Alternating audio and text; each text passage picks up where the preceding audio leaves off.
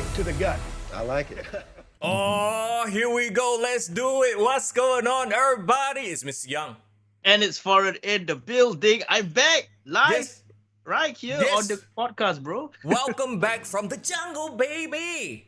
Yes, it's not a welcome to the jungle. It's really back from the jungle. The jungle. And today we are not alone on the show. You can see in the scroller. We've talked about it in chat. Everybody, give it up. Show some love for Ho Ho Lun. Hello. Our guy, what's up, my man? How are you? Hello, Ho Ho Lun here. I feel fantastic. What about you guys?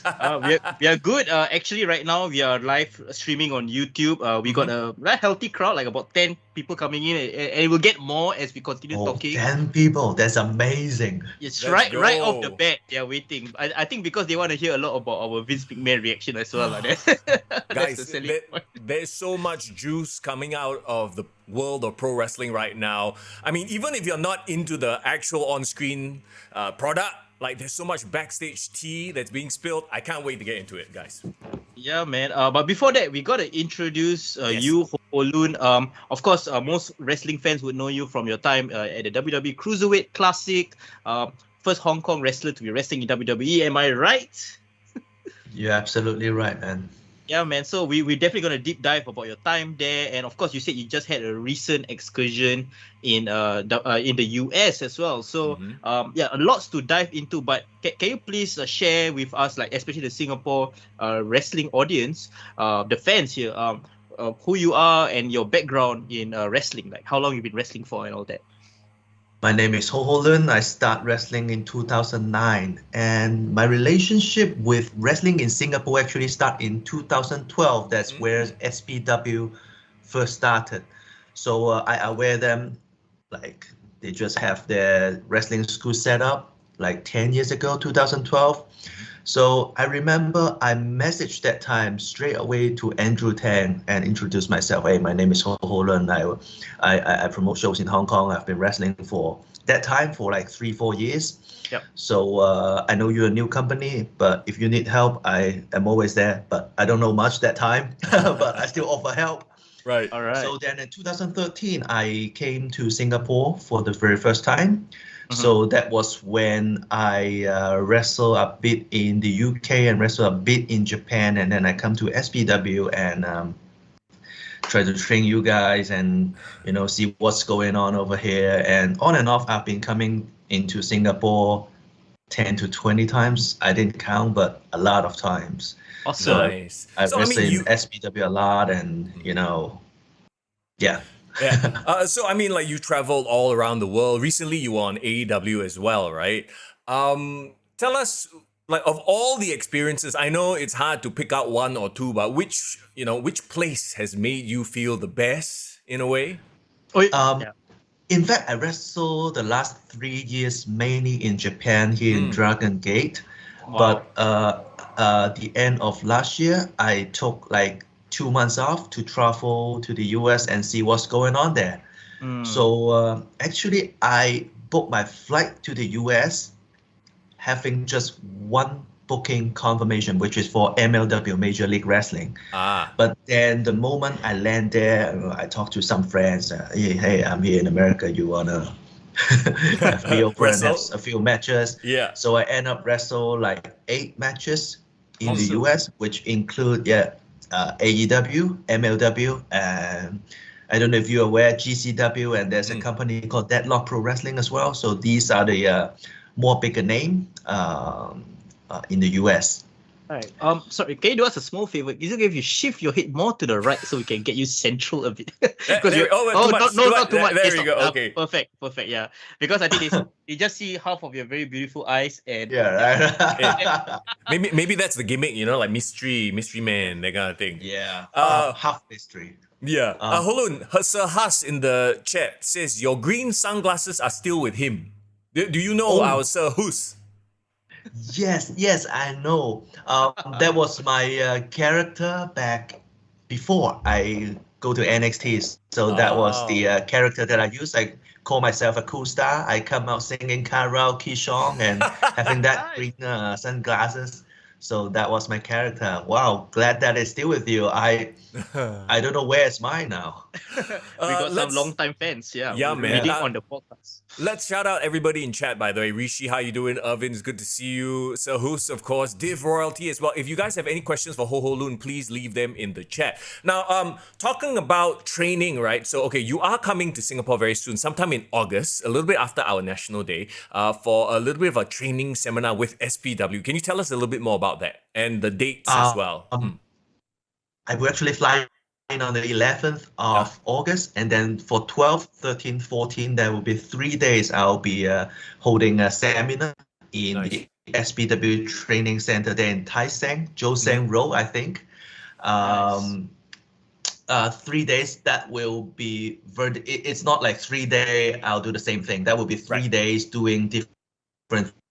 And I know there's 3 companies in Singapore right now, so there will be a lot of wrestler, a lot of new guys that I haven't met. You know, I haven't been in Singapore for 4 years now. My last visit was 2018, so I can assume that there will be a lot of new guys that I haven't met, and I'll be really happy to meet them. And then on August 6th,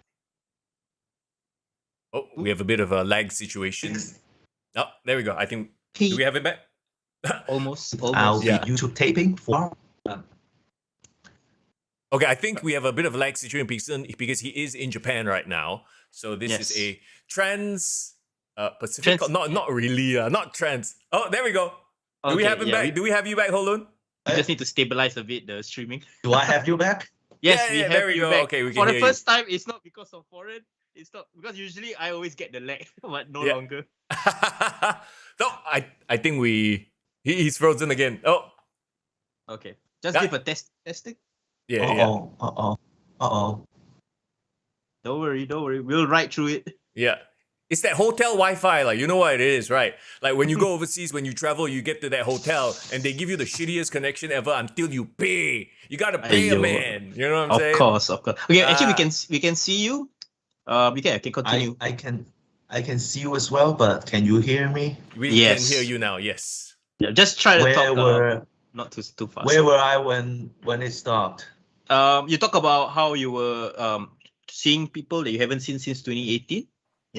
Yeah, so that will be August 12, 13, 14. I'll be doing seminar in Singapore, and on the 16th I'll be doing a YouTube taping for Ring of Rebirth. Oh, awesome. And then I'll leave Singapore on the 18th and do a show in Bangkok, Thailand, for Setup Pro Wrestling on the 20th of August. Although we haven't, announced me yet, but I do my announcement here now. There you go. Exclusive right here on the podcast. So you have a very busy few weeks, huh?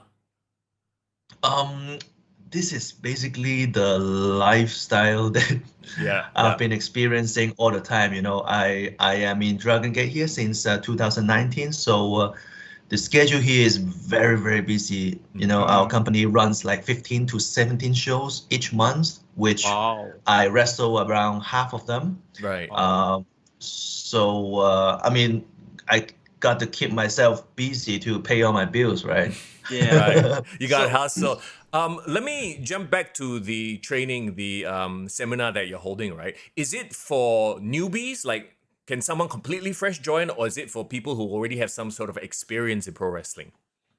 It will be for everybody who, but I would suggest that somebody have at least 3 months training before they come in. If not, they will never understand, a single word that I say. Right. It is not basically just about technique and wrestling drill and wrestling, how to run rope and do all the move. It's more about the attitude, the mentality of you.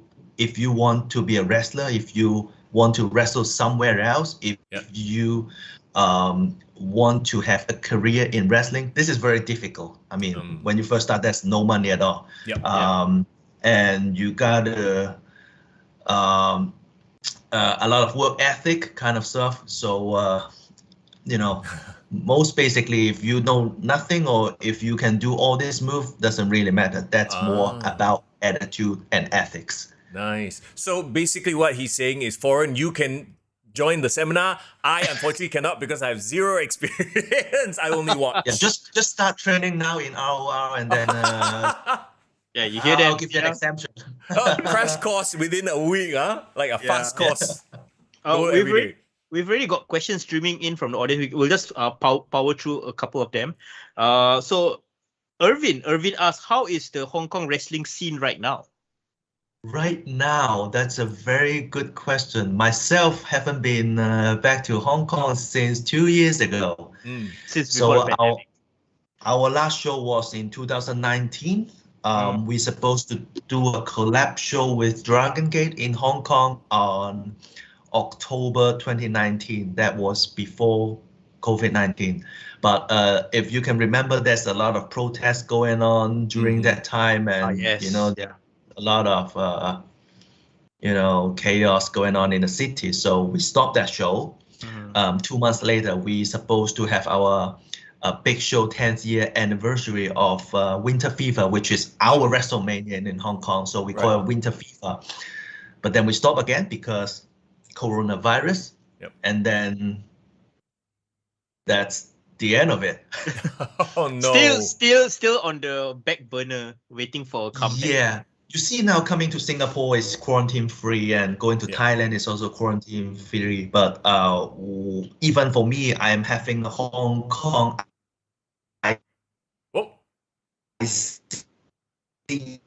The hotel Wi-Fi strikes again, my friend. Back to Hong Kong. Okay, we'll have to write this lag spike through in just a few seconds. Okay. I'm trying to remember the last thing he said was quarantine free. Yes. Yeah, there you go. Remember that. Sorry, Ho Lun. I think there was a. There you go. There was like a Wi-Fi lag again. So he's gonna bang the router a bit. No, I'm just kidding. Ho Lun, we have you back. Yes, I am back. I'm gonna switch to the other Wi-Fi. I might disconnect for a little bit. Please Don't give worry. me a minute. We will talk to our audience. Absolutely. Irvin says, "Kana censored." You know, because we talk about talk about the unrest. Div Royalty says, "I remember Ho Ho Lun as the coolest dude." There we go. It was. It's very cool that he is actually a Dragon Gate wrestler. So I'm guessing that is his primary promotion right now. That's right. Yeah, for the past couple of years anyway. If you're just joining us on the podcast, by the way, don't worry. We will be jumping into all the juicy stuff in just a bit, all right? The Ring of Honor stuff, the SPW stuff, the Vince McMahon. He fired himself. Yes, he did. Indeed, he did. So, are you back? Am I back? I just switched to my Wi-Fi from my phone, so it seems maybe much more stable. Better. Yes, it's much more stable already. Yeah, we're good. Okay, the last. Am I moving? Because you are. My screen is like frozen, but I can hear you. Oh, okay. Yeah, but you're fine. You look fine here on our screens. Okay then. Yeah. Okay. Where are we now? Yes, you talk about how Singapore and Thailand is quarantine free, right? Yeah, and but even for me having a Hong Kong IC going back to Hong Kong, I got to quarantine myself for 2 weeks. So and most of our show we have to book wrestler from overseas, from Japan, from Singapore, from Thailand coming over to Hong Kong. So that's not very possible at this moment. I understand. Right. So the scene on itself, the local wrestler, like the pool is still quite small. Yeah, but the good thing is over there they just set the ring back up, and they just got back to regular training. I think like 3 months ago. So they're doing good, I hope, but I really can't put my hands on it too much because I am like 5,000 miles away from where they are now. Yeah, that's true. That's true. I want to give a shout out to Tovakin. He asked the question, and also a few people have asked the question about your time in North America, starting with the Cruiserweight Classic. What was that experience like? And then how was your experience wrestling in all the various promotions in North America? So my 2016 to 2017 run is just for NXT. So, my first match there was in the Cruiserweight Classic. It was also my first match wrestling in the US. So I don't know what to expect. And it is very, very different from what I have experienced, since 2009, because I wrestle most of my time in UK indie scene and in Japan. Even though some of those matches are being taped on TV or being live on TV, it's totally different from WWE, because WWE is a product which is not for the wrestling fan market only. It's for basically everybody. Right. The man. I think we talk about this a lot on the podcast as well. How the WWE really, their target audience is the mass audience. Your everyday man and woman on the street, right? Yes. So everything have to be do in a certain way. And I remember I've only fly in like 2 days before the Cruiserweight Classic taping, and I spent one whole day doing all the pre-tapes in the backstage of the Performance Center. Wow. So I'm exhausted, I'm jet-lagged, Right. and I don't know what to expect. So that morning when I go to do my first round match, the arena is quite nice. It was a Full Sail University at that time. Yeah. That was not a really big arena. I think it holds about 500 people. Okay. It's similar to a lot of indie show, but the camera setting, the lighting, the stage, that was a different level to me. I'm a wrestler myself, but I am also a promoter myself. So when I see these kind of things, I feel more excited than I step into the ring. Right. So The entire setup, everything. Is there a style, quote unquote, that you prefer, or it is what it is? It is a style that I was not used to. So I didn't feel nervous until 5 seconds before I stepped into the ring. Right. I was like, I'm all blank. What the hell? Who was your first opponent during the match? Do you remember? That was Arya Davari. So I think Davari. he just debuted in AEW last week, right? Yes, he did. Yeah, so that was my first round opponent, and then my second round opponent, who is now in NXT UK, that was Noam Dar. I don't know if he's still there. Yeah. So I did 2 matches for Cruiserweight Classic, and then I was offered to, would you be interested to stay in NXT for a while? So I said, yeah, why not? Of course. Now. So I don't mind extending my stay. So I stayed there for a year before I come back in Asia to do my stuff. What was your most memorable scene or thing that you did while you were in NXT, do you reckon? To be honest, when I was there, my main responsibility is to perform, is to wrestle. I also got another responsibility because that time WWE was trying to expand themselves to the market in China. So they hire like 8 person without any pro wrestling experience to get over to US and start their training and do their stuff. So part of my responsibility is to help these guys to first of all get used to the life in the US. Although that's only my first trip in the US, I only stayed there for 3 months, and then they told me to do that. Oh my gosh! Wow. I think speaking English helps, right? I don't know. I don't speak much. Well, my English is not like this when I first get into the US. It was like very, very Chinese English, like Chinese English. Broken English. Yeah. So, but then, part of my responsibility was that. And what was your question? What the most memorable stuff was? That is a very good question, Mr. Young. I remember you had some good matches with like Johnny Gargano, Ciampa. You were mixing around with these people, right? Yeah, but the most memorable match that I have was not on TV. It's in a very local house show where you can take your time and interact with the fans, because in TV match you can only wrestle for 3 minutes, 5 minutes.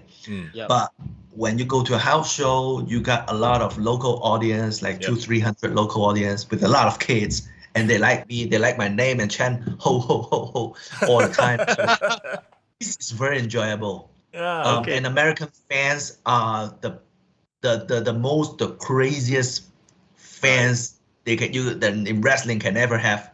All in America, they chant every second. When you watch Japanese wrestling, you see them clapping hands, right? Yeah. Respectful. They still shout, but Yeah. nowadays everybody got to wear a mask, so they just clap their hands Very Right. respectful. here. So it's very quiet. It's like wrestling. You know, they still appreciate what you do in the ring, but Yeah. they just don't express themselves as the American does. Right. So a lot of good memory. Go back to the house show. I tag team a lot with the Heavy Machinery. Oh, with wow. Otis. with Otis and Tucker, yes. yeah. with the street street Profits? Street Profits. Wow. That time they got Sanity, Mm. Wow. Yeah. Sanity. Eric Young, and Big Demo, those kind of. Yeah, I did a lot of tag team matches with them. So Nice. these are not on TV, but these are the most memorable experience that I had Yeah. during my stay in NXT. It was a good time period as well for NXT. Did you interact with a lot of the top NXT stars? Like I think Nakamura was there. There was a couple of big wrestlers still wrestling in NXT. I actually traveled to local shows a few times with Nakamura, with Kenta. Nice. These are the people that my travel mate is what you call a carpool mate. Yeah. Share car rides. with mostly. Yeah. Yeah. Tovakin says, by the way, in chat, Sanity had so much potential. Well, that's the whole point of NXT, to explore everybody's potential, right? But they're all gone, right? Yeah, they're all gone now, except for Nikki, who's on Raw with the Nikki whole Cross. ASH gimmick and everything. But coming back to the seminar that you'll be doing, okay, so if somebody is interested, they want to join the seminar, do they reach out to you? Do they reach out to SPW? What's the deal? It depends on which school they are training with. If they're with the Grapple Max, they talk to Grapple Max. If they're with SPW, they talk to SPW. If they are from like Malaysia or Philippines, you can DM me on Instagram. That's Ho Ho Lun 719. HOHOLUN 719. And I can vouch that Ho Ho Lun is very active on Instagram, Yes. and that's how we actually got in touch in the first place. So if you want to DM him, please. There you He's go. very, slide. very nice on Instagram. Yes, please. Slide into his DMs. Did you watch the recent Ring of Honor card? Because I know Foreign mentioned that you have some sort of a connection with Gresham, right? I did not watch because I was traveling the whole time last 2 days. Yeah. But I know Gresham is having a main event match with Cesaro. He's not Cesaro anymore. Claudio.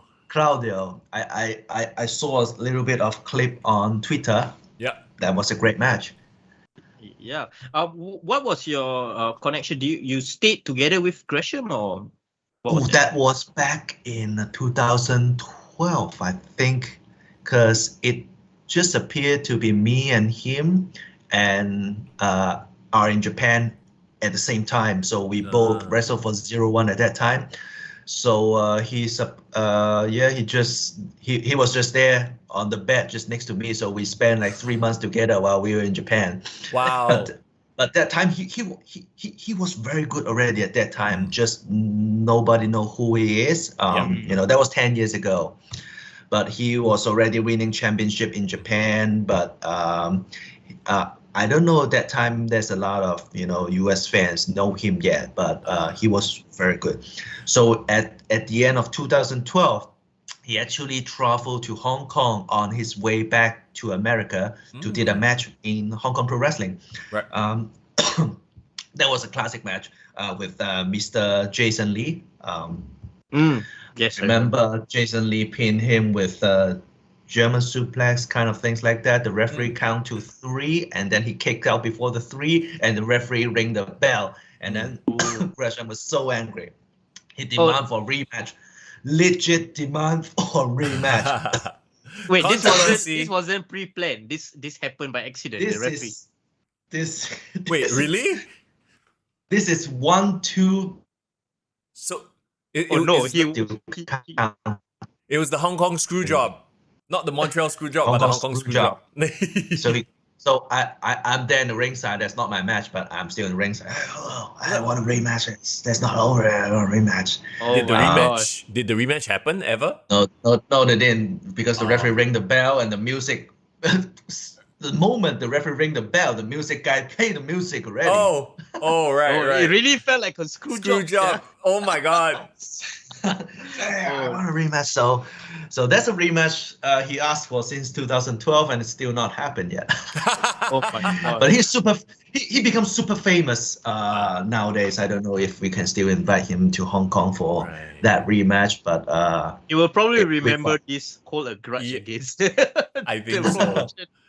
Interestingly enough, because I don't know if you guys saw the dirt sheets, right? There's a rumor that he's asking for his release from Ring of Honor. Oh, really? Wow. Why? What happened? Apparently he's just not very happy with his direction within AEW, Ring of Honor, and then he actually, had a meeting with our best friend Tony Khan, the best booker of 2022, and things didn't go too well. Apparently he asked for his release, and well, I don't know if that has anything to do with the result of Death Before Dishonor, but it is what it is. Do we want to jump into the card right now? We can, but I think there is a couple more questions. Because you mentioned about your US excursion, right? Which will lead nicely into our AEW conversation topic at ROH. Can you just share with us, when did you actually go to the US, and who did you face against in AEW on your tapings and MLW? So in AEW, that was the last show of the year 2021. Last year, yeah. I was in a match with Sammy Guerrero. Sammy Guevara. Guevara. Yeah, yes. in Dark. So Nice. it was a short match, and I did not expect the fans to know me or recognize me or remember me, but I Wow. remember I didn't have an entrance. I just Oh. walk in the ring in total silence. Oh no. That is what Dark. That's how Dark works, right? Okay. If you watch Dark, they only have their own wrestler have a really nice entrance, but Yep. all these freelance guys just walk in silence. But the moment I walk in, what the fuck? I was shocked. People still remember me. That's This good. was Yeah. I saw you in NXT. Okay. This was in at Hello. Daly's place.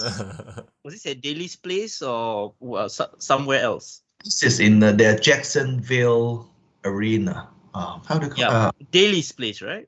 I can't remember. It might be it, but that was in Jacksonville arena where they do all the shows when there was a lockdown. You remember? Yeah, like a studio show. So yeah, people still remember me. That's the thing that I feel happy about. The match is a short match.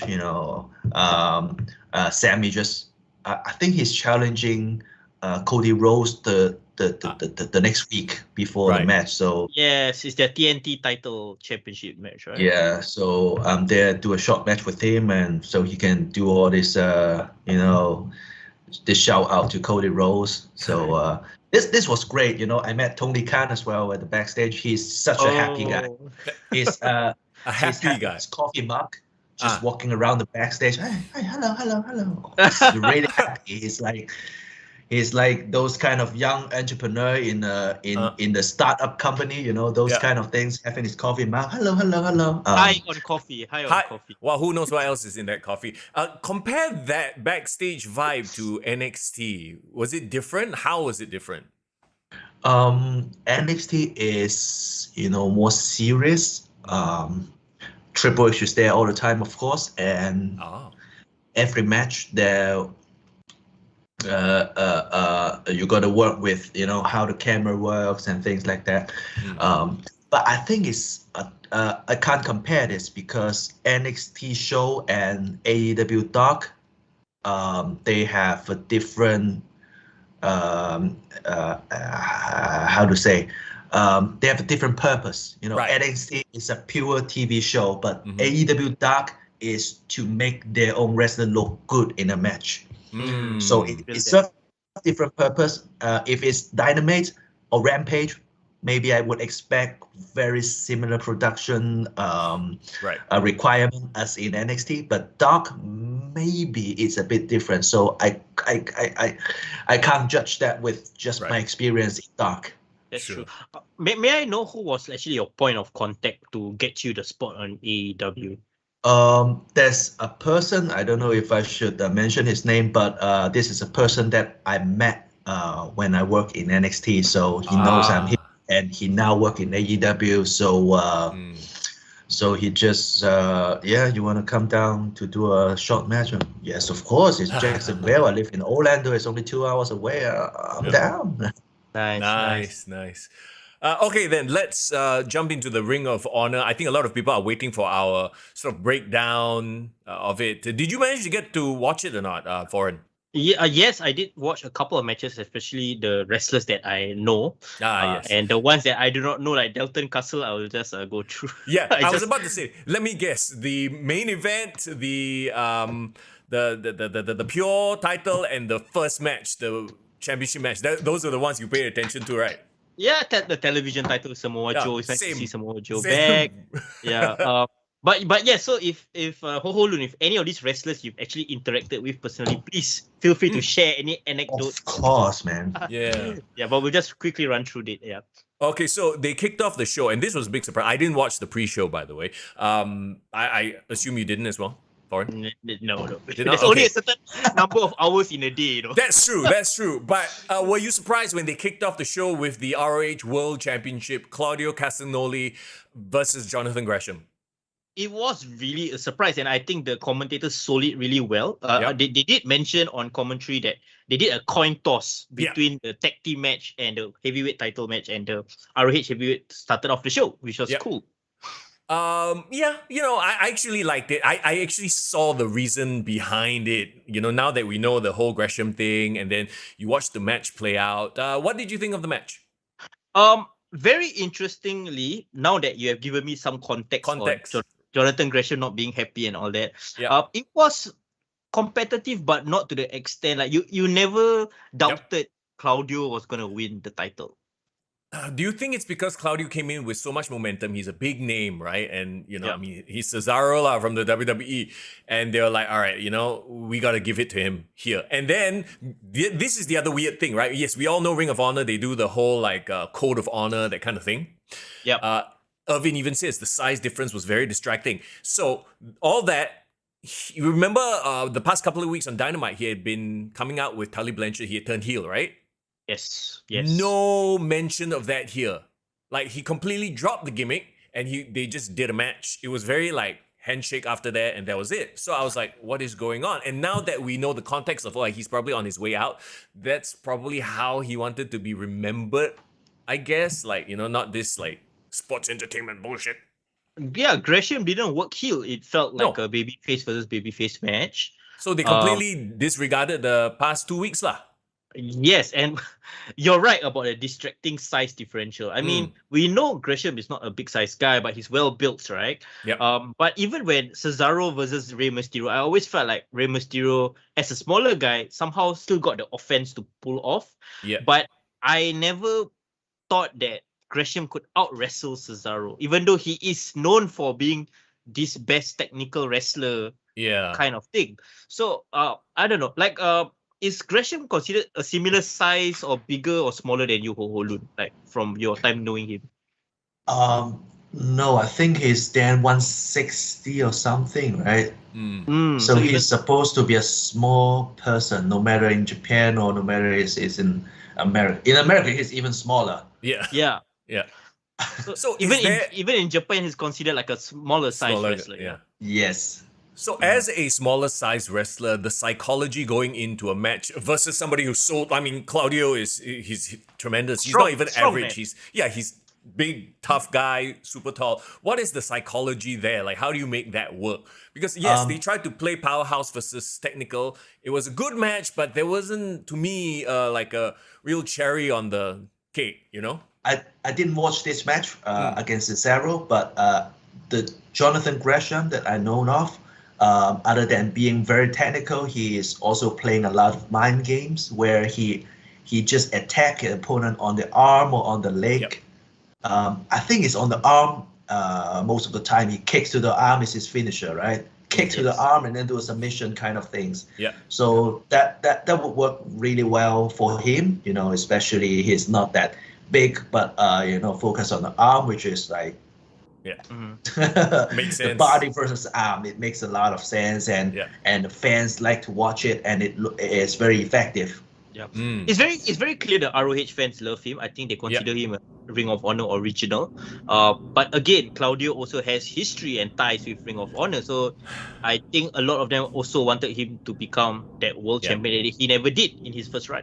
It's like having that moment, but there was not much of a build to it, so I don't know. It feels just like Samoa Joe coming in, winning the TV title, and then disappears. Sort of, you know what I mean? That sort of vibe. So I'm like, okay, it was a great way to start the pay-per-view, but ultimately, I'm like, all right, it was never in doubt, lah. So if it's never in doubt, then you're not gonna sort of have that connection to it. A lot of people bring up the fact that the commentary team was amazing. I would agree. Riccaboni and Caprice are miles better than Excalibur, JR, and Tony Schiavone. Yeah, I guess. I mean, for you, Ho Lun, like, have you came across Ring of Honor or cross paths or near the promotion in any way in your travels to US? Actually, no, because when I was in the US end of last year, that's where Ring of Honor just announced the news where they got sell the company, they got to stop the company, and then they only do like 1 or 2 shows a year. And then the moment that I left the US, and they just announced AEW purchased the entire company. Yeah. So I did not have a chance to wrestle for them. But speaking about commentary, I am actually. I'm in Japan right now for Dragon Gate. I'm one of the English commentary team for the Dragon Gate network. Nice, right. So right. if you're on YouTube and we click like English commentary, we can hear your voice. Yes, it is. Since 2020, I am part of the English commentary team. So I am those kind of color commentary guy. So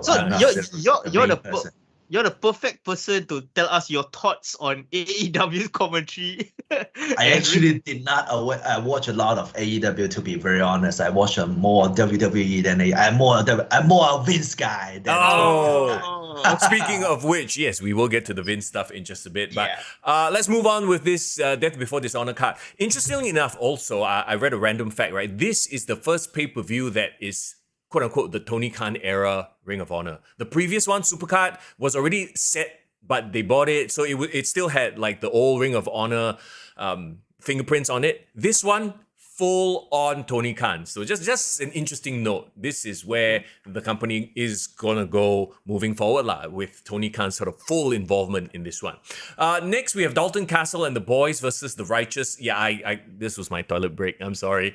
And because they have a trios title, a 6-man tag title, whatever it is, and I'm sorry, I can't get behind the whole 6-man tag title scene. It's just too many titles. I can't get behind Dalton Castle. I mean, I do not know him personally. I mean, he just reminds me too much of Orlando Jordan and like the whole weird, flamboyant. I'm very flamboyant. Hey, I'm an ally. I'm cool with all of them, but I don't know. Like, I feel that this is such a trope that is too stereotypical. I think the Velveteen Dream did it the best in a modern sensibility. Okay.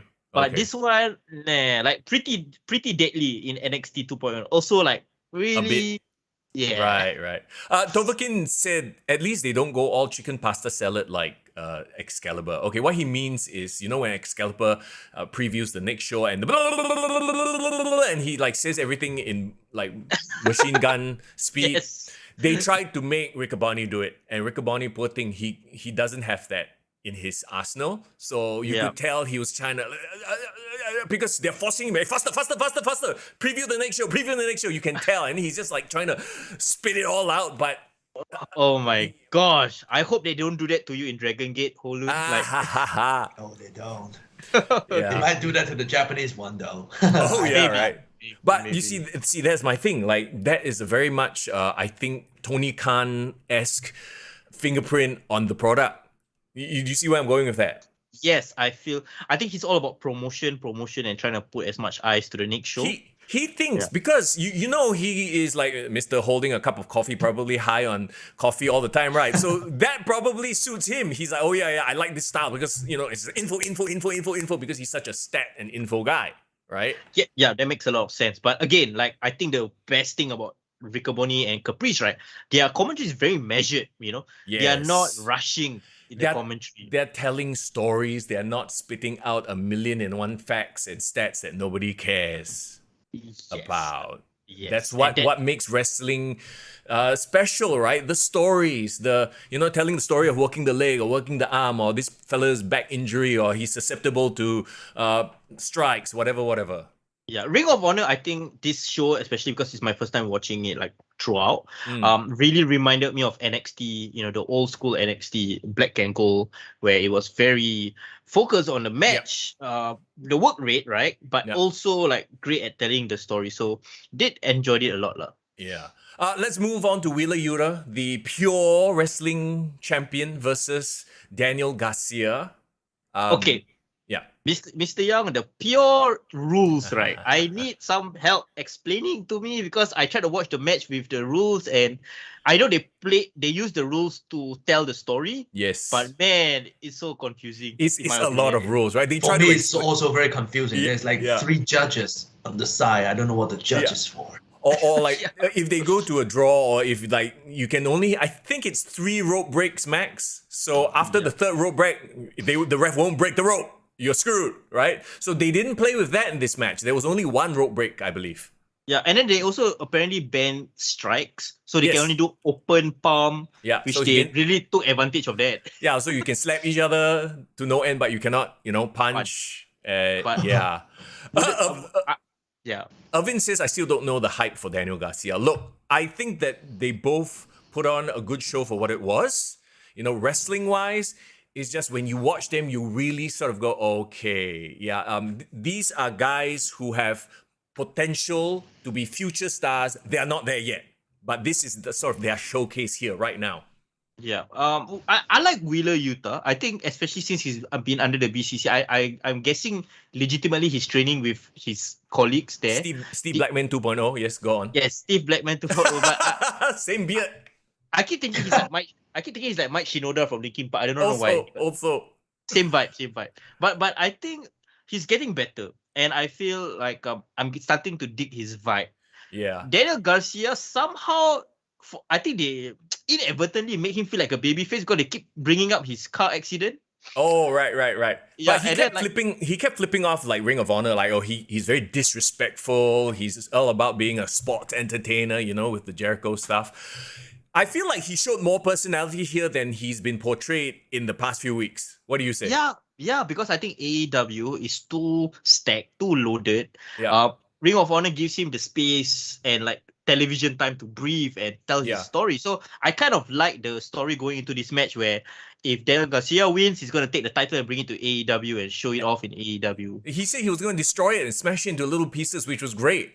Like his acting is, Irvin says he's acting very bad, but at least he has some leeway to do stuff, right? Back on Dynamite with Jericho and the rest, he sort of just fades into the background and does nothing. So I actually like this spot with him and Wheeler Yuta here, sort of like, at least they have time to grow. Honestly, I like the BCC's presence in ROH. Like now they got Claudio as a champion and they got Wheeler as pure champion. You saw what happened at the end, right? And we'll get to that. Yeah, in just a little while. Let's move on. Oh, William Regal was on commentary once again, and I think William Regal, I don't want him to be on commentary too much. He should be a special attraction only for BCC matches. And because it's now a treat to have him there. Yes. I remember when he was on commentary every week for NXT, like way back when, it didn't feel special for some reason because he was there every week, right? Yeah. Like let Nigel McGuinness do that. That reminds me. So William Regal was a well-known trainer, established trainer in NXT. So Ho Ho Lun, did you manage to actually meet him there backstage and talk to him? Oops. Right at that moment. We broke the internet with that one. He looks so shocked. He got scarred. It froze right at the moment where he's like, William Regal. Okay, Yeah, we will revisit this conversation once we get a connection with Ho Lun in just a little while. But I don't know how to keep their face there. I know, right? But thing, I feel bad now. I feel bad. Ho Lun, Okay, can okay. you hear us? And you see us. Okay, you can't see us. I'm looking through at the YouTube page and it's so funny. I don't know. Maybe this can be a meme. I feel bad, but yes. Hold on, Yes, if you can hear us. Okay, we're a little bit frozen on your end, but it's okay. Yeah, we Actually, will power through. We will power through. We'll Okay, so power through. William Regal. Okay, we take note. Yeah. In the meantime, let's move on. It's very distracting. It's very distracting. Okay, hang on. Let me do this. All right. We'll see if we get. Okay. Oh, I think we lost him. Completely lost him, right? Yeah. All right, hang on. Does that mean I have to do this? Yeah, I think you might have to do that for a little while. Okay. In the meantime, yeah, I think what happened was we lost him. He's dropped from the connection, but no worries. Tobakin got shock face. He's like, foreign bro, you comfortable or not? You okay or not? You need me to fix this? Very uncomfortable, bro. Very uncomfortable. Okay, come. Let me fix this while we talk about the next match. All right. The last few AEWs, right? I've sort of not really paid attention to be honest. Yep. So Rush or Rush or whatever the hell you want to call him. He had a match here with his brother, Dragon Lee. I had zero expectations going into this match. Yeah. I thought this Dragon Lee is the same Dragon Lee that Ho Ho Lun was talking about, but it's not, right? Different. Oh, Okay. we got him back. Oh, Hang on. He's back. Wait. There you go. Hello. Hello. Okay, we're good. Okay, wait, I think you need to fix me again. So Yeah. No worries. I got you, fam. I got you. yeah, there you go. He's Okay. there, but he's not talking yet. He's there, but he's frozen again. No, Oh, this is hilarious. poor guy. You Poor guy. know what could fix this issue, by the way? You know what could fix this issue? If we had a really good spot. And maybe when he comes down to Singapore, we can find him a good spot, courtesy of our good friend, Nick Mutt. Perfect time to do our sponsor plug, bro. That's right. Let's do a sponsor plug. the Nick meantime- Mutt, if you are looking, by the way, for property to buy, sell, or rent, Nick Mutt is the guy for you. A big shout out to him, by the way, a fellow wrestling fan as well, and a sponsor of the podcast, ! Sponsor, to find out more about him, okay? But let's tell you a little bit more about him, Foreign. Yeah, man. Again, known wrestling fan, always at the SPW shows. He is a real estate professional. He loves wrestling, and he will help you get a house, sell a house, rent a place for work. So whatever you need for all your property needs, please give him a call. Please follow him. If you're a fan of the podcast, please follow him on his Instagram at 65roofs. Yep. At least have him in your back pocket, so next time you know who to contact. Tell him that Kick to the Gut sent you. He will be really, really cool. Perfect for you guys as well. Heck yeah, and all you need to do right now is scan that QR code to get his contact, or take a screenshot right now, and boom, you can have him in your contacts. And yeah, like Foreign said, follow him on Instagram as well at 65roofs, so that you can not only keep up with him, if you want to talk about wrestling with him, also can, like we mentioned many times. He's a huge wrestling fan. Yeah. It's so cool. Even Ho Ho Lun said that he remembers this photo of having Kenny Omega with him as well, Pete Dunne, aka Butch. So he did tell me, bro. He said feel free to check out the rest of his Instagram profile. He can send you more photos of himself in wrestling related poses. So you can do that as well. Nice. In the meantime, though, I do believe we have Ho Lun back. Hey. Okay, hang on. I'm so sorry about what happened, man. It is what it is, right? Can you hear us? Okay, we can't hear him right now. Give me a second. Yeah. We can't hear you. There you go. Now we can hear you. Yeah, I was trying to find out what I have done with William Regal. That's why. Yes. cut myself off. I You were so shocked that the internet just dropped when we mentioned William Regal. Yeah. No. So I first met Mr. Regal. Well, I actually haven't met him first. He's the guy who rang me and give me the news that I am in the CWC. That was William Regal who personally called me. Wow, that's awesome. That is awesome. Wow. When you hear that voice, speaking to you, what was your first reaction? Because I'm sure you grew up watching the WWE, WWF, Yeah, right? Yeah. That whole era. Oh. Apparently Regal is the taboo subject. Every time we bring up Regal, he freezes. He is on the podcast right now. He's listening in. Yeah, Regal's like, no, can't have him talk about me. Irvin says Nickmat was the agent that helped Undertaker buy his yacht, and AJ Styles and Paige buy their house. I love it. The memes, carry the memes on. The memes has begun. Let's go. Bro, he's the one. Bro, he's the one that did the House of Horrors match, bro. You don't know, man? Okay, he rent out the space. I don't know if that's a connection we want to make with our man Nickmat, but okay, yeah, but I'm sure it must be quite the the rush to all of a sudden randomly hear a very English, very gruff voice of William Regal telling you, hello, would you like to? I can't do the William Regal voice. Oh, I'm sure, too posh. I mean, the BCC stuff has been great, but sometimes you almost forget that actually William Regal is a very important part of NXT all the way until right now. Ooh, there we go. I think we lost him again. No worries. Let me shout out to folk in chat, by the way. Mighty Mighty, it's good to see you. Oh, yes. Wait. Mighty Mighty is known as Big T now, is it? Or is it just what some T? Yes, he is known as Big T. Big T, yes. Well, we'll get to the SPW stuff in just a little while. Hang on. While we talk about Rush versus Dragon Lee, let's carry on with that conversation. Yes, correct. What do you think of the match, my man? Well, first of all, I kind of knew that Rush and Dragon Lee were brothers. I did my own research on them, so I know that they it's like a actual Undertaker versus Kane kind of dynamic that they have back in Mexico. So sure. First time watching both of them fighting in the ring though. So no idea what's the storyline because I didn't know that they were feuding. Well, they had a thing. I guess that's the beauty of Ring of Honor, right? Like, technically, you don't need to feud over anything. You can just go in and have a competitive match and, like handshake, code of honor, that kind of stuff. That's the whole deal with the Ring of Honor. Did you enjoy the match? Yes, I did. But again, like, I just do not know them. So it's like no brand familiarity. I wish there was. Oh, okay. There you go. There he went. There he goes. Hey, there he goes again. I switch it to my phone now. I hope it doesn't cut it off itself. My computer probably is a fan of Mr. Regal. It just gets so excited and cut itself off. Yeah, your computer marked out at the sound of Regal. So okay, let's jump back to that phone call that you got from William Regal. How did you feel at that moment? It just feels exactly as the TV is the same voice in a personal phone call as in the TV character. Right. Nice.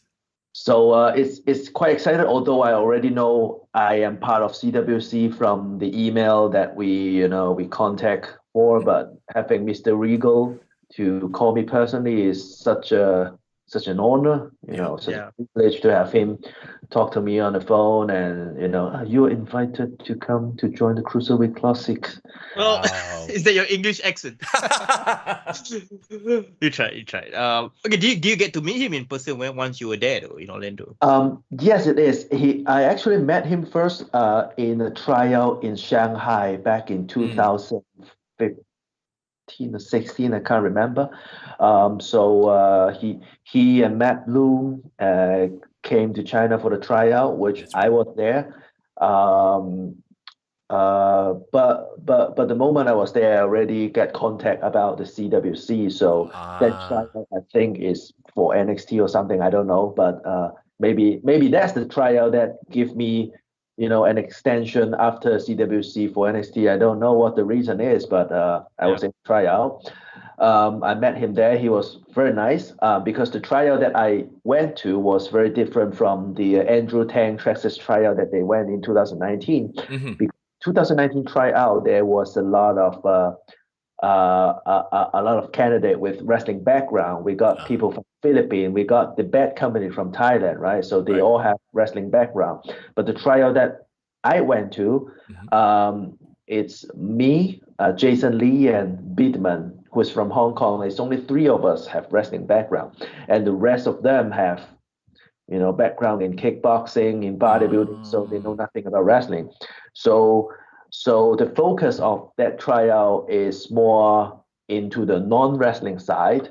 So day one is more like a physical conditioning stuff, and day two is to let them do all this wrestling drill where it takes a lot of time for them. Where for me and the two other Hong Kong dudes, we were there and we were like, we've been doing this for a few years. So Mr. Regal was so nice that he praised me on you've got very I can't remember the exact word that he used, but he's just saying good thing about me, which I feel happy from my inside, but I can't show in my face. You have to no-sell it a bit, huh? Yeah. But that was quite a good experience. And then when I was there in America, he's there all the time. He's not there to do the day-to-day training. I train with one of his best mates from the UK, which is Ruby Brookside. I train with him a lot. Nice. Brookside, yeah. And I start actual wrestling in the UK, so I actually with the UK style I'm quite familiar with, and then Nice. I can imagine. Okay, Tovakin says, by the way, in chat, imagine Regal going, "You've been invited to War Games." I don't know if that is something that happened, but still, that would have been amazing. Shall we move on with this card? Yes, we should. Okay, Rouge, Dragon Lee. It was a very lucha match. For sure. I mean, it was pretty brutal. Like, it looked brutal, not like it was bad brutal, but it looked brutal. But it's not my kind of match, so. Yeah, I agree. Just to double confirm, this Dragon Lee facing against Rouge is not the Dragon Lee that went to the tryouts with you, right? Ho Ho Lun. No lah. This is a luchador guy. Yeah, this is a luchador guy. I haven't met any Dragon Lee. Okay. It's not the same. It's not the same. Just to be confirmed. Yeah, different guy. That is Jason Lee. This is Dragon Lee. Not related. Huh? Not the same Lee. One is Chinese Lee and one is a Mexican Lee. Yeah. Let's talk about Mercedes Martinez, the women's champion, versus Serena Deeb. Yes. You know what? I actually enjoyed this match. Yeah. I actually sat through it and watched it, and it's nice to have two female pros fighting. Yeah. It's just that, and I agree with you, right? It was a well-wrestled match. The thing is, the crowd was kind of dead because they had to follow a hard-hitting, high-flying lucha match, right? And this was the complete opposite. This is like slow and methodical. It's not everybody's cup of tea. And like, technically, is Mercedes a face or a heel? Yeah, that's the thing, because she wrestles like a heel, but she's also like a de facto face. Yeah, and Serena Deeb is a heel also, but she's well respected. So it's like two very non-committal, I guess is the word, non-committal characters. So it's hard to take a side, right? Yeah. Very weirdly, do you see the crowd reaction? The crowd really wanted Serena Deeb to win. Yeah. I think it's a respect thing with that Ring of Honor crowd and AEW crowd. Yeah, but I think Serena Deeb deserves a good spot because she's been making other people look good, but she hasn't been champion in AEW or Ring of Honor in this case. Yeah, that's right. Then, okay, let's move on then to the World Television Championship. Samoa Joe versus Jay Lethal. Actually, hold on, during your time at NXT, did you run into Samoa Joe or was that before he came in? Yes, we actually there at the same time, 2006, 2017. He's very serious in the ring, but in the backstage, he's such a funny guy. He tells jokes all the time. He has his smile on his face all the time. So he's such a nice. Yeah, I mean, you kind of assume it because like the way he is on commentary, you can tell that he has a lot of funny things to say. Fun-loving guy. It's just sad though. Like he had that spell on Raw, and I'm not sure if you watched during that period where he was the commentator on Raw, Ho Lun, but I thought he did fantastic. Don't you? I didn't watch that. Oh, okay. You were watching the product right at the time. At the start of the pandemic, like 2020. It's quite involved. Oh, yeah, I remember that. I remember that now. Okay. It's so long. It's only for a couple of months, I think. Yeah. He was famously memed because he remember the WrestleMania 37 when he started to rain just as WrestleMania was about to start. Oh yeah, Then he had to wear the poncho with Michael Cole. Yeah. Yeah. So Well, I mean, But- he's back here defending the ROH World Television Championship against Jay Lethal in one of the strangest feud build-ups ever, because he wasn't even on a video. It was like his friends speaking up for him. He wasn't even a part of the feud, which was just very weird to me. Yeah. He wasn't on television for a couple of months. So I don't know whether it's an injury thing. But but we talked about this last week, what? Even if it was an injury thing, he can film himself and then they can play the video and then you cut a promo, right? But no, literally no sight, no sound of him. It was Christopher Daniels cutting promos for Samoa Joe. Like, that was very strange to me. And then he had a match with Jay Lethal. Obviously Samoa Joe is a pro. He's a veteran as well. Jay Lethal, I want to see more of Jay Lethal, you know, like... Yeah, no, it's weird because Jay Lethal was like one of like the stalwarts, cornerstones of Ring of Honor. Yeah. And of course he left that to go to AEW, and then AEW purchased Ring of Honor. Now he's back where he began, and he's still losing. Yeah, it's tough lah. And of course they're trying to build in the whole Satnam Singh as like this enforcer guy. Of course he got involved in the match, but bro, very tough lah. Samoa Joe has slowed down a lot in the ring. Well, I mean, I feel like they're doing Jay Lethal very dirty here. The second he got into AEW, he's been losing. Now he has two, lackeys by his side, also still lose. Like, he has a Sanjay Dutt, he has a giant, like, towering man. He still can't beat Samoa Joe. So it's like, what do I expect him to? Who do I expect him to beat? Nobody.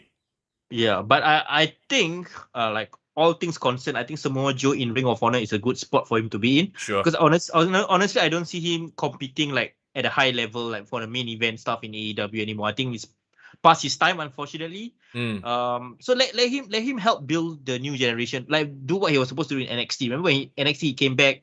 Yep. Or he's supposed to build up the new generation. I think he can do that for Ring of Honor as well. Agreed. Yeah, the match was all right. It was one of the shorter matches, actually, which is kind of sad considering we all wanted to see more of Samoa Joe, right? Yeah, let's hope there's more of him. If Ring of Honor has a weekly television show once more, that will help a lot with the situation. All right, let's get to the main event then. 2 out of 3 falls. I think this is the match everybody bought the pay-per-view for. Yes. FTR versus the Briscoes. Ho Lun, did you watch the first time they fought on Supercard of Honor? I only watch it a little bit on Twitter, so I only the highlight video. Do you have any personal experience with either the Briscoe brothers or FTR Revival? Briscoe brother, I don't, but Revival, yes. We were in NXT for the same at the same time. Well, actually, they were in NXT for a longer time. They were there for like 5-6 years before they moved to SmackDown. Is it? Raw and SmackDown, yeah. So they were called the Revival. They were already so good on the tag team wrestling there. They were always in a tag team match. They never do like a single match. All the matches done in this tag team match, and it is very purely American, traditional American style tag team match, which I enjoy watching it. The heel work that they do is really heel. You were talking about the women's match where they were supposed to be heel, but they look face, Yeah. I think, at my, I've been watching wrestling for a very long time. The only person that can do it is Stone Cold Steve Austin, who is supposed to be heel, but everybody likes him. And a lot of people in the wrestling business nowadays, they want to be a heel, but at the same time, they also want to be liked. So it's only a Stone Cold thing, I think. But Revival is a purely heel, and they don't need people to like them. And that's why they're so good. We've actually experienced firsthand their heel tactics, me and Young, because when WWE came to Singapore in 2019, they did a live show here, right? They were wrestling a low-cut match. Like, it wasn't like a marquee match at the indoor stadium. I think they were fighting against Kurt Hawkins and Zack Ryder. That's right. But the Revival was actually the most over act on the show, just purely from their heel antics. They went around to the audience, interacted with them.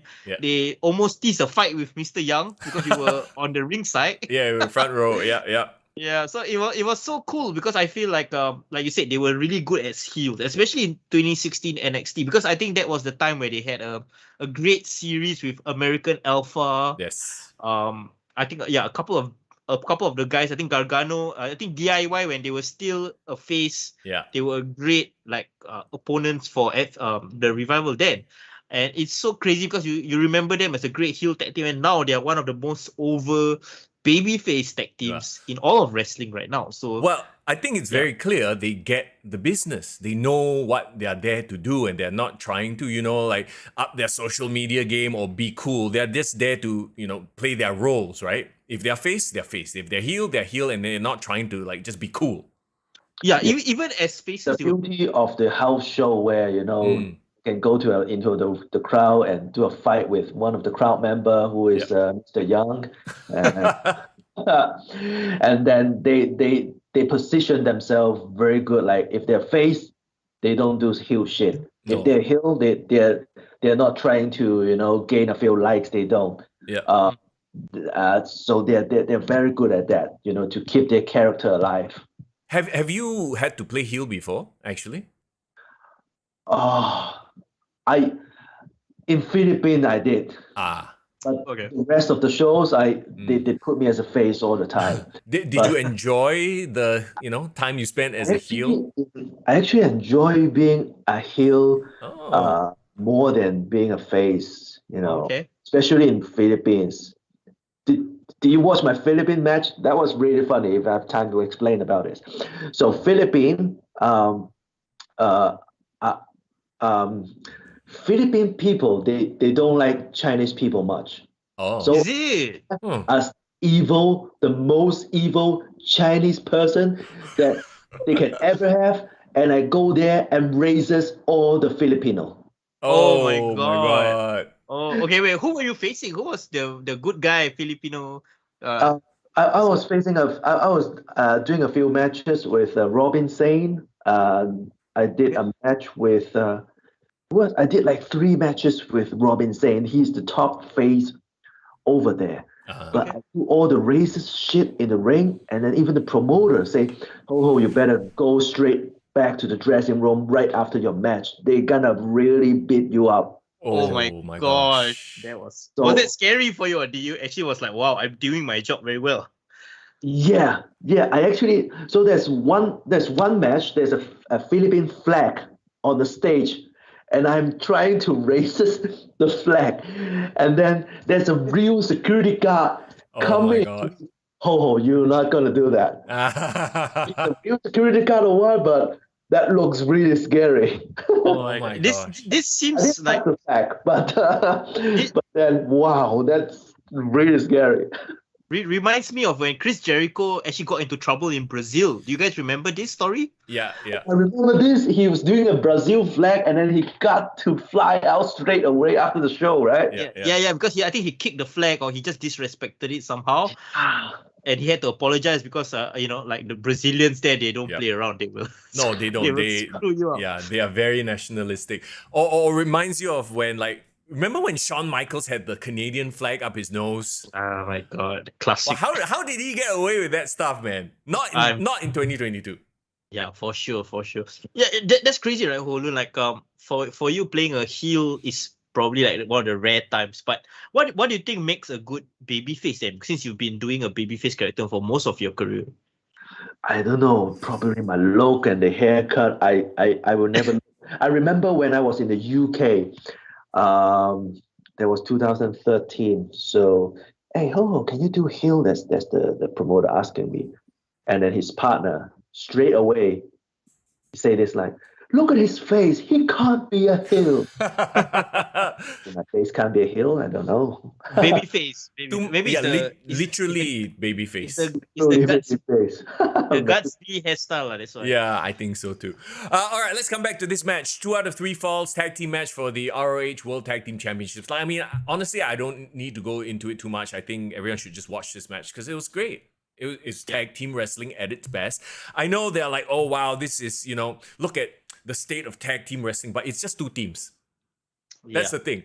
And yes, you can start an entire tag team revolution with just two teams. I mean, remember the Hardys and Edge and Christian, and then after that you had the Dudleys. Hopefully, and I don't know if this is, on the cards, because let's face it, over on the AEW side, the tag team division is like, what's going on, But FTR and the Briscoes, this should end it for them. Like 2 out of 3 falls, right? That's it. Yeah. The Briscoes, I hear that some stories that they can't go on Warner or can't go on AEW television because of some issues that they had in the past. Some tweets I think they sent out that might be perceived by, I guess, the woke crowd as, offensive. Yeah. So, like, I mean, you look at them, like they are from the South, lah. But yeah. But it's not a bad thing. I think it adds a lot to their character, their look, right? Like the second you see them, you scare already. Like they have a look, you know what I mean? And then of course they get put up against FTR, and it's like, they don't need to go like 1,000 miles per second. It's good stuff, man. It's just such a good match. Yeah, and I think here's my theory, right? It's like hold on. Is it in Austin? No, it's just a theory, which is what he is right now. Anyway, don't you think this is a test run by Tony Khan, right, to see whether a tag team match can close out a main event of a pay-per-view before he does it in AEW? I guess, but okay, well then who's he gonna do it on AEW with?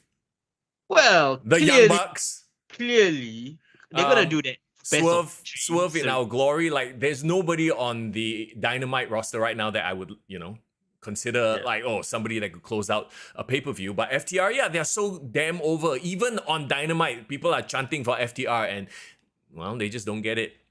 Yeah, you've clearly, by the pop in Death Before Dishonor, they were so over. And I think, right, like now that they retain the ROH title, right? Yeah. For now, they will probably defend ROH titles on AEW as well. Like, until they have their own show, I think that's when they will drop the title back to a homegrown team that they can, carry on the flag, lah. I hope they have their own television deal soon, so that at least we get that separation and not this 6:30 half builds on AEW Dynamite that we've seen in the past couple of weeks and whatever. I always say this. I always say this. The less I want to talk about a match, the better it was. So that's why I don't really have too much to say. Just go and watch the damn match. It was so good. Yeah, I don't know whether you watched the media scrum, because I think I need to watch it. That may give some clues of what's the future of Ring of Honor going forward. And of course, we wanted to talk about it at the end of the match when FTR was celebrating. The Blackpool Combat Club came out. So William Regal came out, Claudio with his new title, Wheeler Yuta with his title. So they are teasing some sort of clash of champions in Ring of Honor going on. I don't know if it's a clash or like, all right, let's wrestle, and then after that they join forces, which would be amazing for Dynamite. Like, imagine a Blackpool Combat Club with all the ROH belts. Yes, so the future of Ring of Honor looks quite bright. I mean, overall, bro, like, this is my first time watching a full Ring of Honor show. What's your thoughts on it? To me though, it still feels like a 2-match card at this point. Like, I enjoy FTR. I really wanted to see Claudio versus Jonathan, even though I feel like it was a bit of a letdown, even though it was a well-wrestled match. And then now knowing the whole, Gresham wanted to leave, that's why there was like basically nothing. There's no build after this. Like, he dropped the belt so that he probably can go after this, you know? Yeah, it is what it is. But I think overall it was a good first impression. It's still different enough from AEW to not make it too similar to AEW. Do you agree? Or yes, but there are a lot of Tony Khanisms already. And I'm just afraid that at some point it's just the two shall merge and become just a different brand. I hope moving forward, right, it becomes like NXT, Raw, SmackDown, like same but different, and then they can cross-pollinate once in a while. And once a year you have your ROH versus AEW cards. There you go. I would love that. Like, because WWE managed to do that with NXT, make it very different from the main roster show. So and that's what they can do the same thing. Also, what that means is you don't have to worry about having that working relationship with New Japan. If the whole New Japan thing falls apart, at least you can still do AEW versus ROH Forbidden Door every single year. Yeah, that's what. So that's why I think it's like a good combination for both Tony Khan to have with AEW and Ring of Honor, and AEW and New Japan. So that's a great partnership. Absolutely. Okay, before we jump into the rest of the stuff though, Ho Lun, so August 11, 12, and 13th, right? Those are the dates? 12, 13, and 14. Oh, 12, 11 is when you come to Singapore, right? Got you. Hopefully you have time to go around, have some makan, food, that kind of thing. Yeah. Are you Yeah, planning any sightseeing? I've seen enough sight of Singapore, but food, I love it. All right. All right. Quick one. Favorite go-to food in Singapore where every time you come now you must always try it. Sorry? Chicken rice all the time. Ah, Yes. of course. I just had roasted chicken rice for lunch. A fun fact. Roasted, I like the white one. Oh, steamed chicken rice. Yeah, steamed chicken. Interesting. Okay, so before we move on to the next thing, right? Oh, once again, guys, if you want to know more about the seminar, the wrestling seminar that Ho Lun is doing, please go and check out his Instagram account. What's your Instagram? Plug your Instagram account one more time. Instagram account is Ho Ho Lun 719 HOHOLUN 719. And if you are training with a certain wrestling school in Singapore, you can contact either SPW with Mr. Andrew Tang or Mr. Eurasian Dragon from ROR or Grapple Max. There you go. Awesome. All right. Okay. Perfect time to move on to the WWE stuff right now. Really? You don't want to do the SPW stuff first? Oh, okay. Yeah, since we talk about SPW, might as well we just run through. Oh, yeah. Yeah. Did you know Ho Ho Lun over the weekend they actually had a show? I SPW? know they have a show. I also only watch clips on Instagram. Were you on live audience, both of you? I tried because as you know, Singapore we have conscript army. So I just came out from camp. Yeah, and I was working the evening as well, so unfortunately we didn't get to go. But thankfully, members of the audience, on our Discord, our community, they were sharing the results and everything, and we got to get a glimpse of it as well. We did receive some clips as well. So, once again, SPW sounds like they similar amount of SPW clip, right? yeah, probably. So first of all, we wish we were there because it looks like it was one of those events that blew the roof off the place again. Yeah. And of course, we're gonna run through like some of the results, and we were hoping to get your opinion and some thoughts on some of the wrestlers as well. From the show. Okay. So yeah, first match. Let's pull up the results right Yeah, here. I have the results in front of me. Big T versus Riz. That one ended in a double count out after some back and forth. Okay, there was $1,000 involved here. Do you know the story behind this one? Yeah. Okay, so apparently Big T is apparently Mighty, formerly known as Mighty. Yeah. If you've seen him recently, Ho Ho Lun, he has lost a ton of weight. He's looking very, very svelte. Yeah, he looks good. He's almost a cruiserweight. Not yet, but almost. So the current storyline ongoing is I think he's under the command of Mr. Andrew Tang. So he's forced to do his bidding. So I think he faced this guy who's supposedly a homeless character, Riz, new guy. And the funniest thing I saw from the clip of the match was the crowd was chanting BTO. BTO. Okay. Oh. Some context. BTO in Singapore is when when you get married, you want to buy a house as a married couple. A new flat, basically. Yeah, public housing. So that's why they always say when you get married, you buy yourself a BTO. Yeah, it's built to order flat. Mighty. Big T says, "What? Don't believe ah." He is on the chat right now, Mighty. That's right. So that's right. Say hi to him as well if you want. Yeah. Offer some context if you would. What happened with the $1,000? Why did you offer $1,000 to him? Because you didn't have a match on the card, and that's why you offered $1,000 to fight. Is that what happened? Yeah, I'm not too sure what's the context, but what happened was the match ended in like a double count out because this homeless guy ran out of the ring and Big T actually chased him out, and referee Sodic counted him out, and he came back. He was really pissed off, and what he did was he actually attacked the referee. He pushed Sodic to the ground, and like a heel shoot, right? Right. Interesting. So who killed that $1,000? We had no idea. We have no idea what's the mystery of the $1,000. What happened to that? Yeah. Well, I mean, it wouldn't be the last time we would see Big T because, he does come back a little bit later on, and we'll get to that match in just a bit, right? Okay. Big Good Jack, Destroyer Dharma versus Onisuka and Sima. Have you had any interaction with the Strong Hearts group? No, we did. We are basically competitors in Japan, so wrestle each other. I met Mr. Shima a few times back in many years ago. Maybe in Singapore or in I can't remember where, but we met a few times, but we never wrestled, And in Japan, we Oh. work together because we're competitors. Oh, no. So it's Dragon Gate competitors with New Japan, I'm guessing, yeah? Yeah, something like that. Yeah, okay. But again, Strong Hearts has come to Singapore quite regularly. Sima is of course a legend in the business. And I think he in this tag team match, the guy that's with him he's like protege or one of his new students. Yeah. So do not know much about this guy. What's his name? Onisuka. Onisuka, yeah. Yeah. But the interesting thing is on the Singapore side, we had Big Good Jack and Destroyer Dharma teaming up together because they've always been on opposite ends as rivals. So now we have these two heavyweights teaming up together in this one-off match to defend Singapore's home front against these Japanese wrestlers. Do you have any thoughts on Destroyer Dharma and Big Good Jack as wrestlers? Have you seen them? Your thoughts on I them? have never met them. I think they've joined SPW like the recent 2-3 years. But Destroyer Dharma, oh my God, his body is massive. Yeah. If he can just walk out and freak out everybody in the crowd, as well as the opponent, I don't want to wrestle him in the match. He's like so big, and I have to think of like new move to like fight against him, but I can't think of any.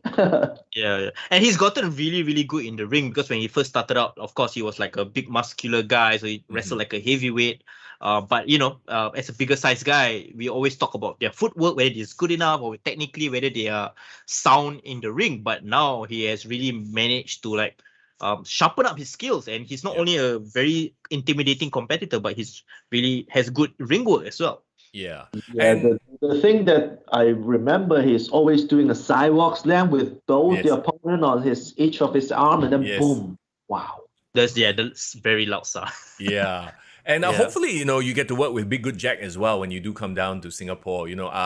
We've sung the praises of BGJ. Okay, that's going to take some getting used to, but we've sung the praises of BGJ before, and he definitely showed it in this match, right? He was formerly of the Mighty Dragon family, so he was actually under the wing of Mr. Eurasian Dragon. They wrestled in a couple of tag teams together. I think, of course, this was after you weren't in Singapore yet.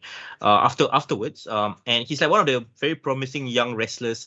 He's a big size guy, so like a heavyweight size. He looks like what do you call it? Bad Company a bit, like his size. Yeah.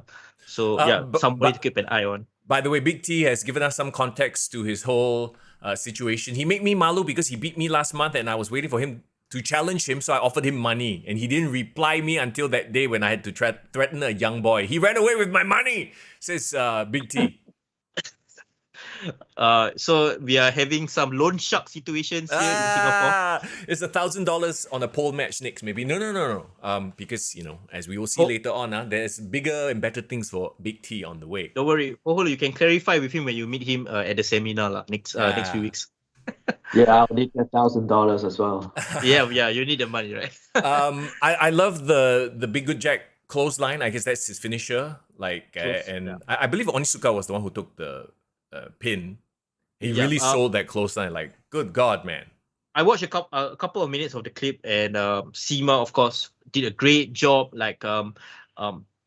keeping the match together. So I think he was like the guy like leading through the match, and it's so cool to see these Japanese wrestlers, their style clash with like a heavyweight style from them, because they wrestle Japanese technical strong style, but the two Singapore wrestlers wrestle like very classic American heavyweight style. So it was a cool clash. I think if there's one thing I could nitpick was the ending, and because like the footage I saw was like hard cam footage, right? So basically it was something that, if you were on the other side, maybe you wouldn't have noticed this, but I noticed this. Like, because it was a tag team match, you had the finisher and you had Destroyer Dharma holding back Sima so he couldn't make the save, correct? The thing is, he was holding him back before the finisher happened. So, that's a bit of a timing issue for me. Like, it would have been best if Sima made the save as the Big Jack went for the pin. as opposed Yeah. to before the finisher even happens. So you had this weird, awkward situation where Destroyer Dama is holding on to Sima for like a good 15 seconds before the Oh, pin dear. even happens. Yeah. So that was my Yeah. one nitpick about that.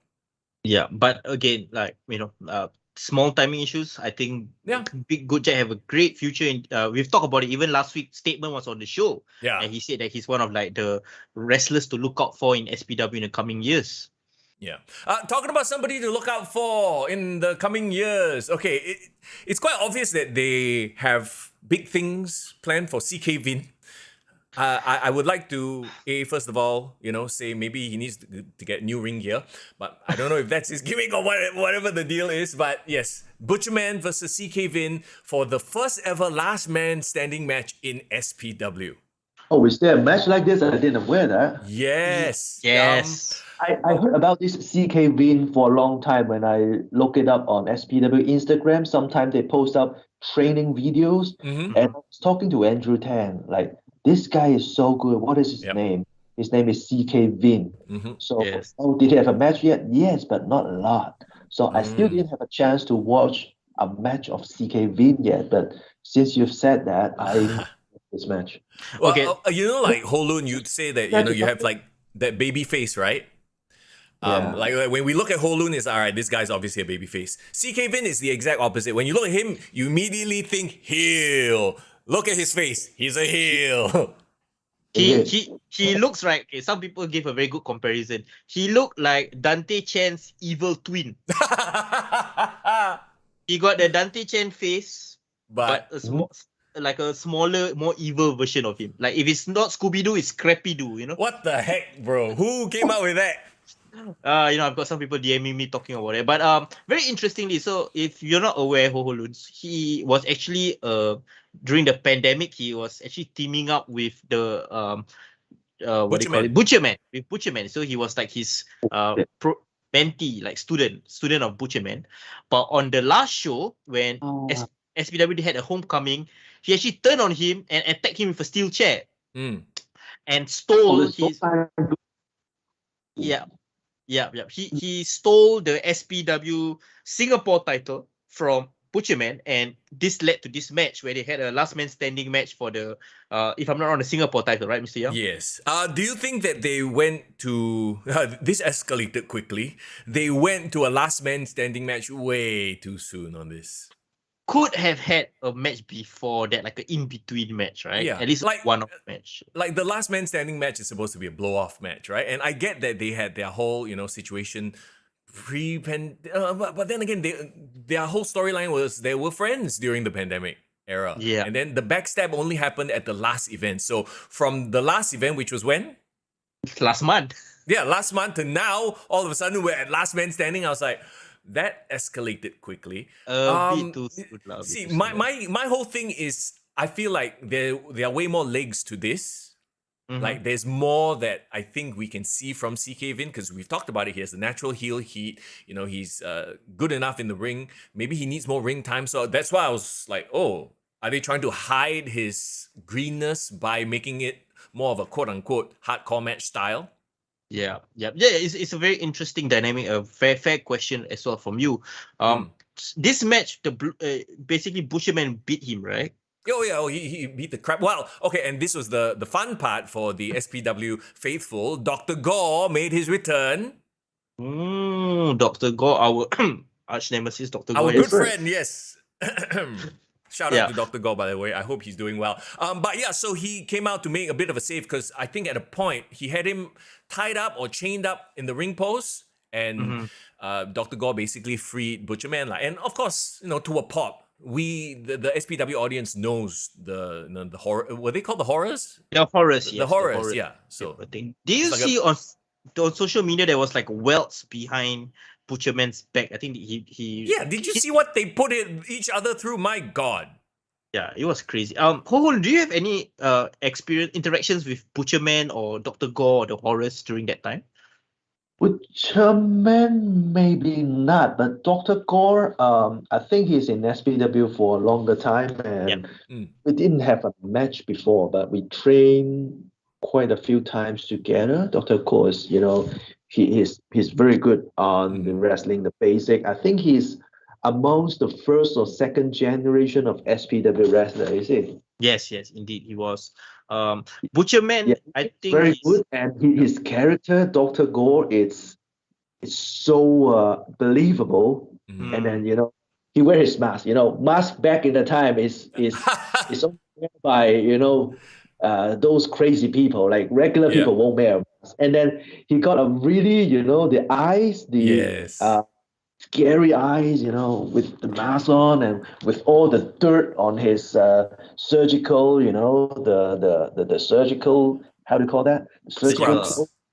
Yeah. Scrub. Yeah, it was it's so scary. I wonder if that's exactly why he decided to change the surgical scrubs a little bit, because now, I don't know if you remember, if you noticed this, he's wearing his scrubs. The mask, like you mentioned, very common. Everybody's wearing a mask now. So he has like a shape of a skeleton drawn on his scrubs as well. So it's a different look lah. Yeah, so that, I don't know whether this signals the return of him, because he's been away from wrestling for a couple of years. He got some major injuries. So so I think whether it's the knee, I can't remember, but somewhere in the legs. But he was away from wrestling for a while, and the whole of pandemic, we didn't keep in touch with him. So I'm guessing he's making his return to SPW. I don't know. It could be a one-off, because he and Butcherman are wrestling for Setup, I believe, as a tag team. So I don't know if this is a one-off or if this is a sign of things to come. But I do know that they are doing a tag team match soon. So maybe this is like, all right, let's bring him back together, at least for the SPW fans. Yeah. COVID-19 is over because he's too busy treating his patient during the COVID-19 days. He was being a medical hero, taking care of the. There you go. Okay, so we cut to the end of the match.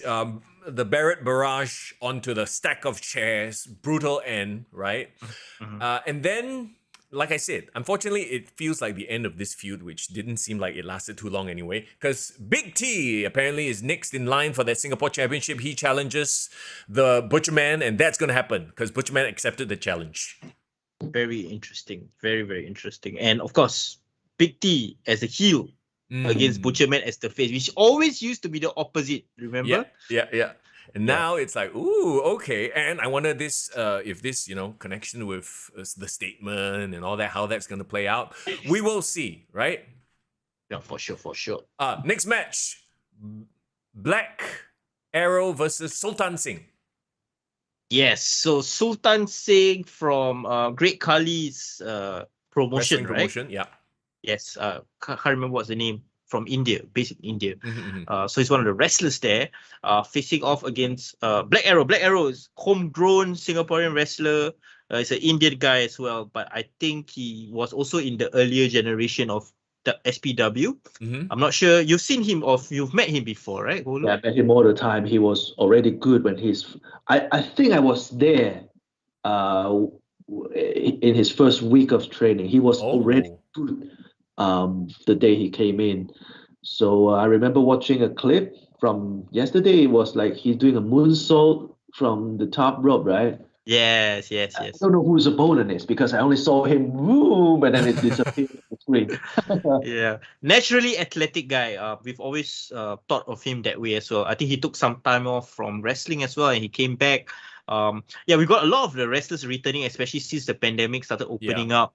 And there's gonna be regular shows in SPW, so it's good to see all these older generation SPW wrestlers coming back.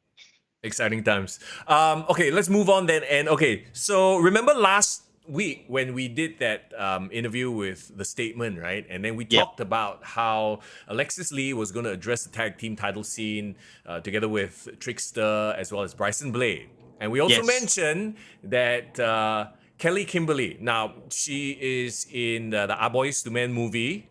Not A Boys to Men. A Girls Go Army movie, right? And she's a social media star as well.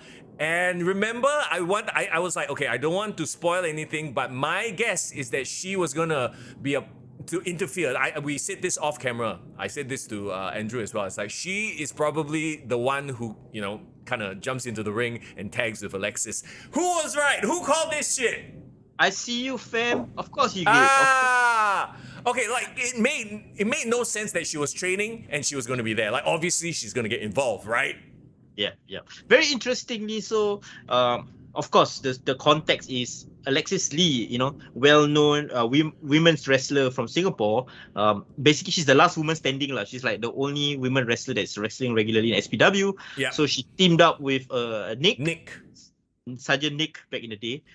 They were a great tag team. They actually was having a badass match with the Thai wrestlers from the previous show, but unfortunately he got injured.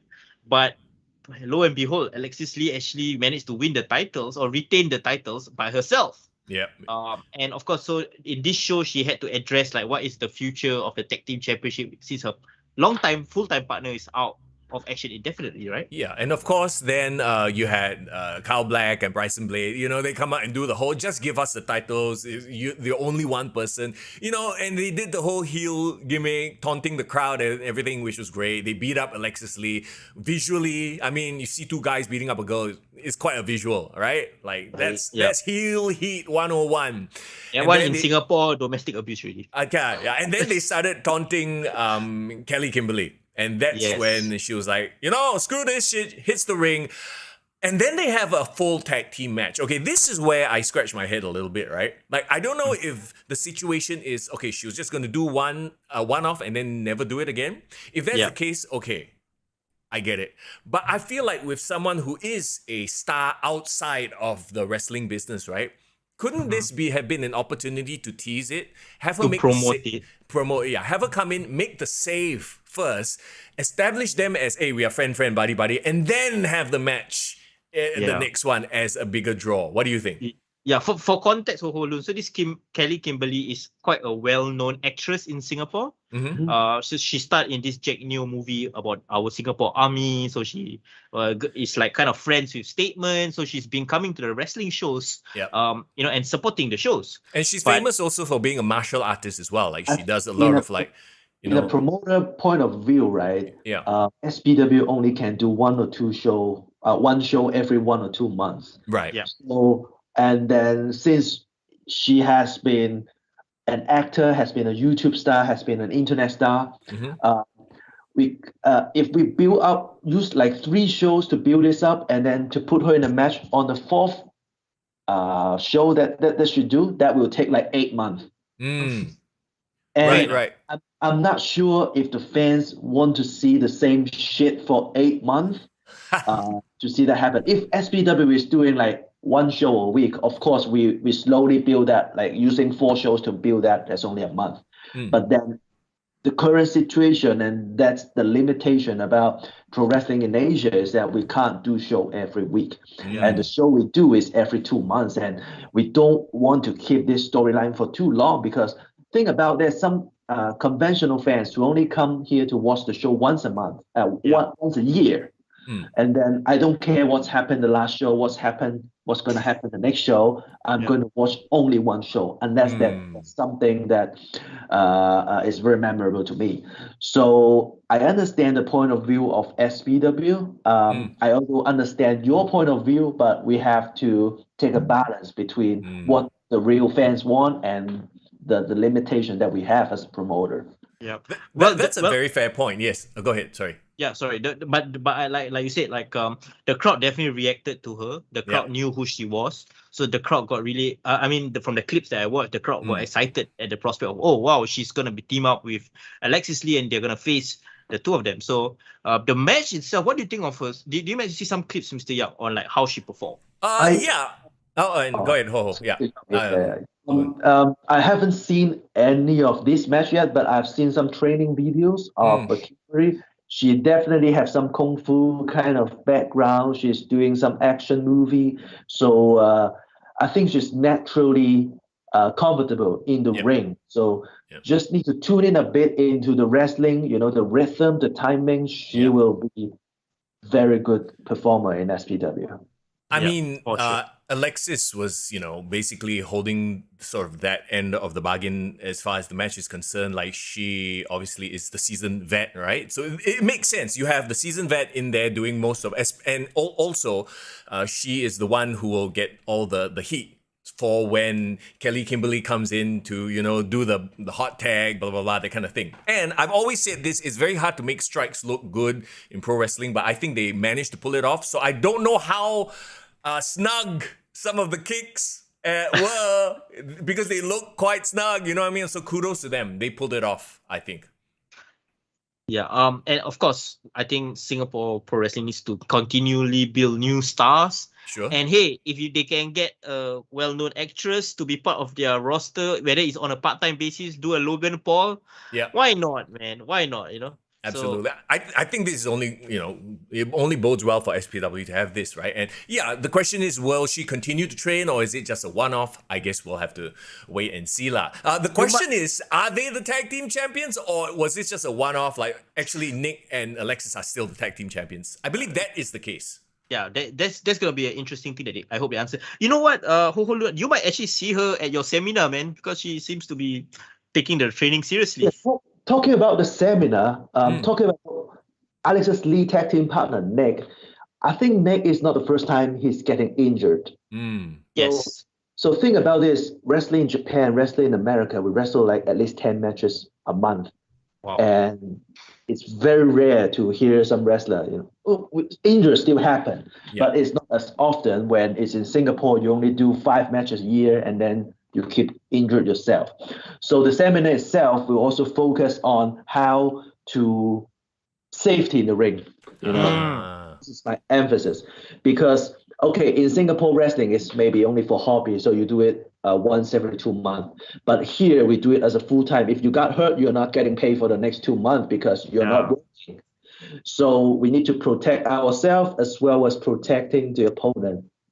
That's the emphasis of the seminar as well.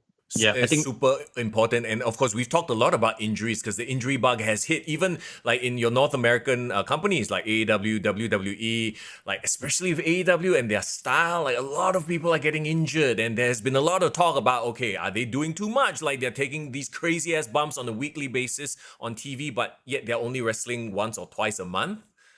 So I can give you a little secret about how the injury, we take bumps in the ring, but we've taken thousands of bumps since our training, since we first started into our training. One of the things that hurt us most is the travel. In America, you got to travel, like you got to drive 10 hours to go to the next city to do the match, and then you drive another 6 hours to go to the other town. You don't want to catch the plane because once you check in and then you wait for the plane to board, it's also another 2-3 hours, right? And the plane is always get late or get canceled, and then you mess up your next show. So a lot of American wrestler, or even we in Japan right now, we drive a lot, or we sit inside a bus, we sit inside a car, and that 6 hours sitting hurt the most. Oh wow. It's probably terrible for the back, right? Lower back. Yeah. It is. And then sometimes it's 6 hours. You wake up in the morning, you drive 6 hours into the show, and you straight away do the show, and your body is so stiff.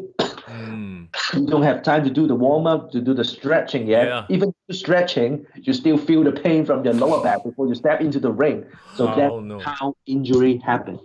Right. What's the best way to combat this? Since you're traveling all the time, how do you minimize the effects? Become very rich and you have your private jet. Brock Lesnar is doing it right. His own private jet. Randy Orton, private bus also. There you go. Trickster is in the chat. He said, stiff kicks. That's all he has to say. Hey, poor thing lah, Trickster. You doing all right? You need some ice? Yeah, man. We might not have ice here on the podcast, but we have a real estate agent. So if you need a place to go get your massage or what, you let him know. He will recommend all the places. Massage. Yes, there you go. Nick Matt, exclamation mark sponsor, or just take a screenshot of his QR code. He's your guy if you need to buy, sell, and rent property. And you can just save his contact in case next time you might not need property now, but next time in the future you might need a fellow wrestling fan to look out for you. Hold on, if you ever want to consider buying or renting property in Singapore, he's your guy. Okay. I just scanned the QR code already, so there you go. He knows what's up. When you see the YouTube replay of this on our channel, please feel free to check it out. Absolutely. Moving on. El Lindemann versus the Statement Andrew Tang, the G-Rex. There you go. The G-Rex Championship. El Lindemann picked up the win here. I'm actually kind of not surprised. Not because I doubted the statement, obviously, but considering what is going on and what did pan out at the end, the visitors need to have a win also, right? Yes. And also very interestingly, do you know about this Japanese promotion that El Lindemann's titles from? I think it's like a new promotion. Yeah, I heard about it. Yeah. Yeah, so like I'm guessing it's still a new kids on the block, so they haven't really established it. And I don't know why Andrew Tang have a gold medal of his body. I don't know what that means. It's just confused me. He lose the match and then he win a gold medal, or what? Yeah, I saw that as well. That was a bit confusing. So I guess we have to go and ask the There's a statement about it. from losing the match is that gold medal. I don't understand this shit. Maybe it's a we got no consolation context. prize. We got no context of what happened there, so we probably have to rely on our listeners who was there. Big T, if you are still in the chat, please let us know what is up with that gold medal. The match itself, I mean, come on, it's Andrew, it's El Lindemann, it was hard hitting, not much to say. And I always say this, when I don't have much to say, it means it was a good match. Both of them have similar physiques, so that's one thing I remember well about Lindemann, because he's not as big as Sima or like he's more of a smaller size wrestler, but he's like a pit bull, right? Yeah. So when Big T says participants medal. Okay, that's a thing, I guess, with that promotion. Right. Okay, no. So Statement doesn't want to admit that if he lose, he lose. He needs to have some sort of. Hey, don't say anything like that.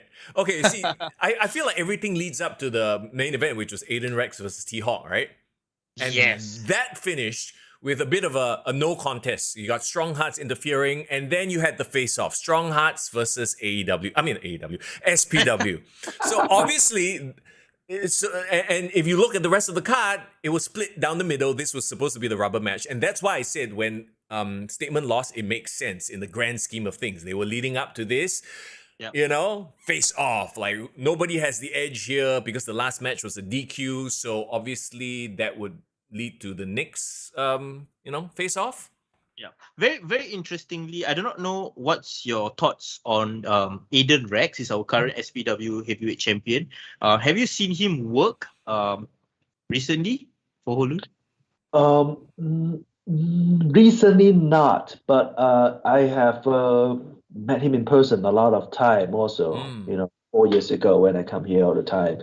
So he is very athletic, he do all this, but although some of them is not very, accurate target aim to your opponent, but he is considered as very, very athletic amongst the SPW rosters. Yes. And he's also very creative. When he think about new move, he will just keep training until if it works, it works. If it doesn't work, he keep creating new move that we haven't seen anywhere else before.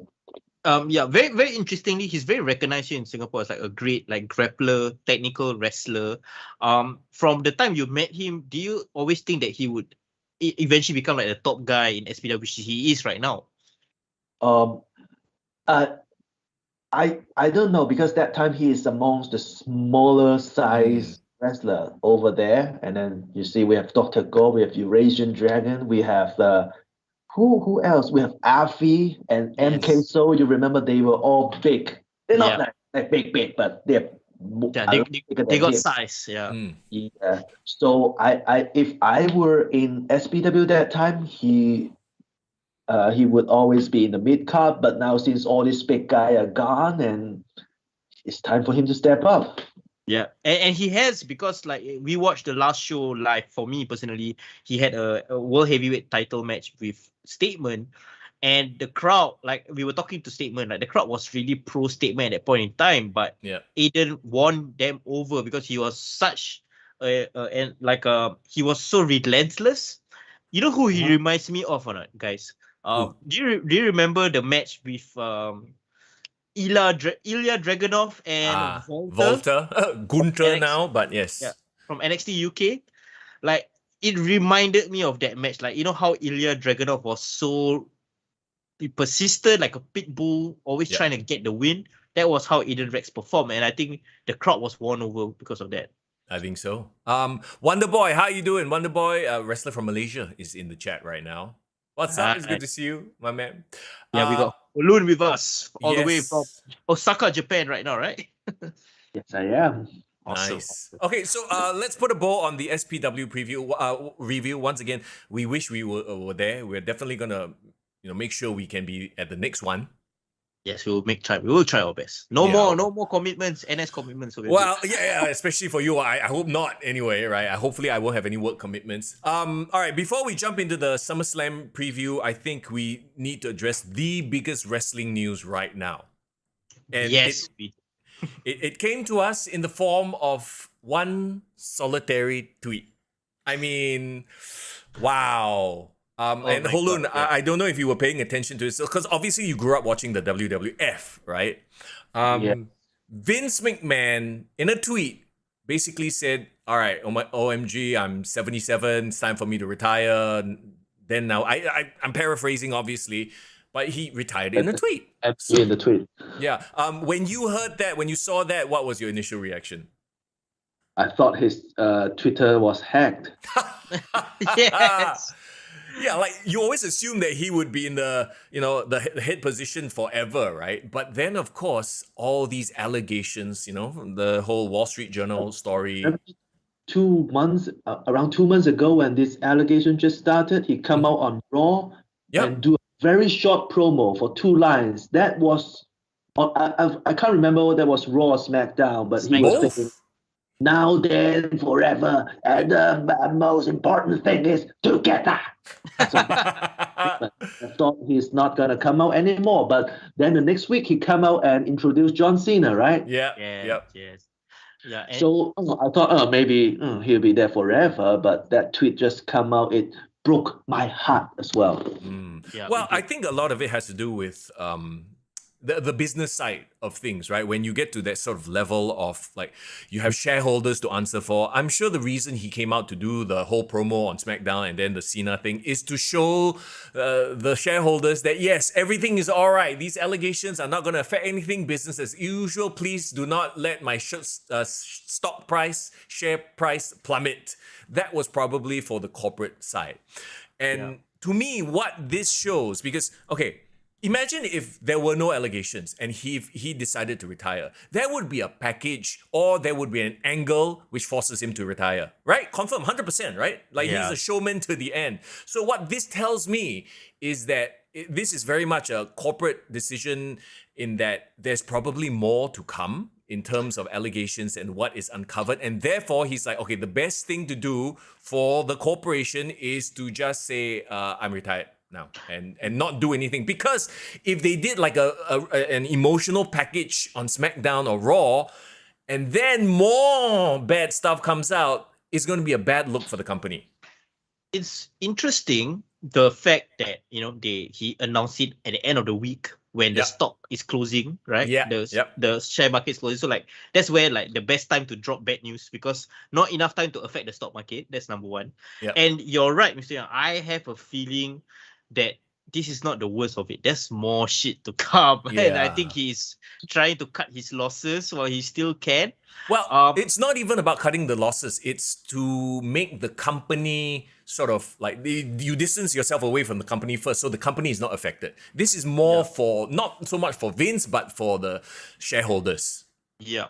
But I kind of see your point of view, Ho Ho Lun. Like it breaks my heart. Yeah.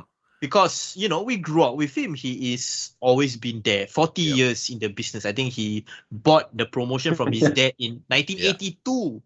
We weren't born yet, right? No. But the thing is, how bad can you feel when these allegations are out there? You know what I mean? Yeah, like SummerSlam is next week, and he can do a big retirement show during SummerSlam weekend, and he just doing it on one tweet. So I think I don't know, but I just feel very sorry about he's just got to leave wrestling business as the way it was. But I am sure when things got figured out, he'll come back and do a real retirement ceremony kind of things like that. For sure. Yeah. There is not 1 second I don't believe that, oh, he's just never going to come back. Like, if and when and if this whole thing clears up, he's definitely going to have his WrestleMania moment and packages and stuff like that. Big T says he is still a majority owner. Yes, but he has, because WWE is a publicly traded company, right? You still have a board to answer to. And the best thing for them right now, for the company, is for him to distance himself away from the company, if in fact there are more allegations to come, which, I think that's the case lah. Yeah, but the most important thing, like for you guys, I want to hear your thoughts on this. Like, what's going to happen to the company now? Because he stepped away from creative. So he's no longer, directing the shows and writing the scripts or being in charge of all that. So who's going to step up? Right? Tovakin says VKM is all elite. Speaking of all elite, do you see Tony Khan's tweet after that? Yes, I saw. Oh my gosh. It's the longest tenured wrestling promoter right now currently, right? Stop it lah. He's trying to be funny and then like it is. It would. I don't want to say poor taste, because like everything Vince is accused of is poor taste, but it's still like he's like, it's like trying to sneak in a little step. It's like, why? He could have been the bigger guy and just left it alone. Yeah, it is what it is. It's just CEO things. CEO things, taking steps. Yeah. Div Royalty says, does that mean Theory just lost another father figure? Walao. Yeah, Theory has lost his push. Oh no, then he's gonna start sucking up to Stephanie. I mean, okay, you had Stephanie show up on SmackDown and make the announcement for Vince, right? And then it was a very awkward. Okay, two things happened. On Raw, Titus O'Neil did the most cringe-worthy opening to Raw. Did you guys see it? Yes, I did. That was last Monday, right? Yeah, so Titus O'Neil, and he is their global brand ambassador or whatever it is.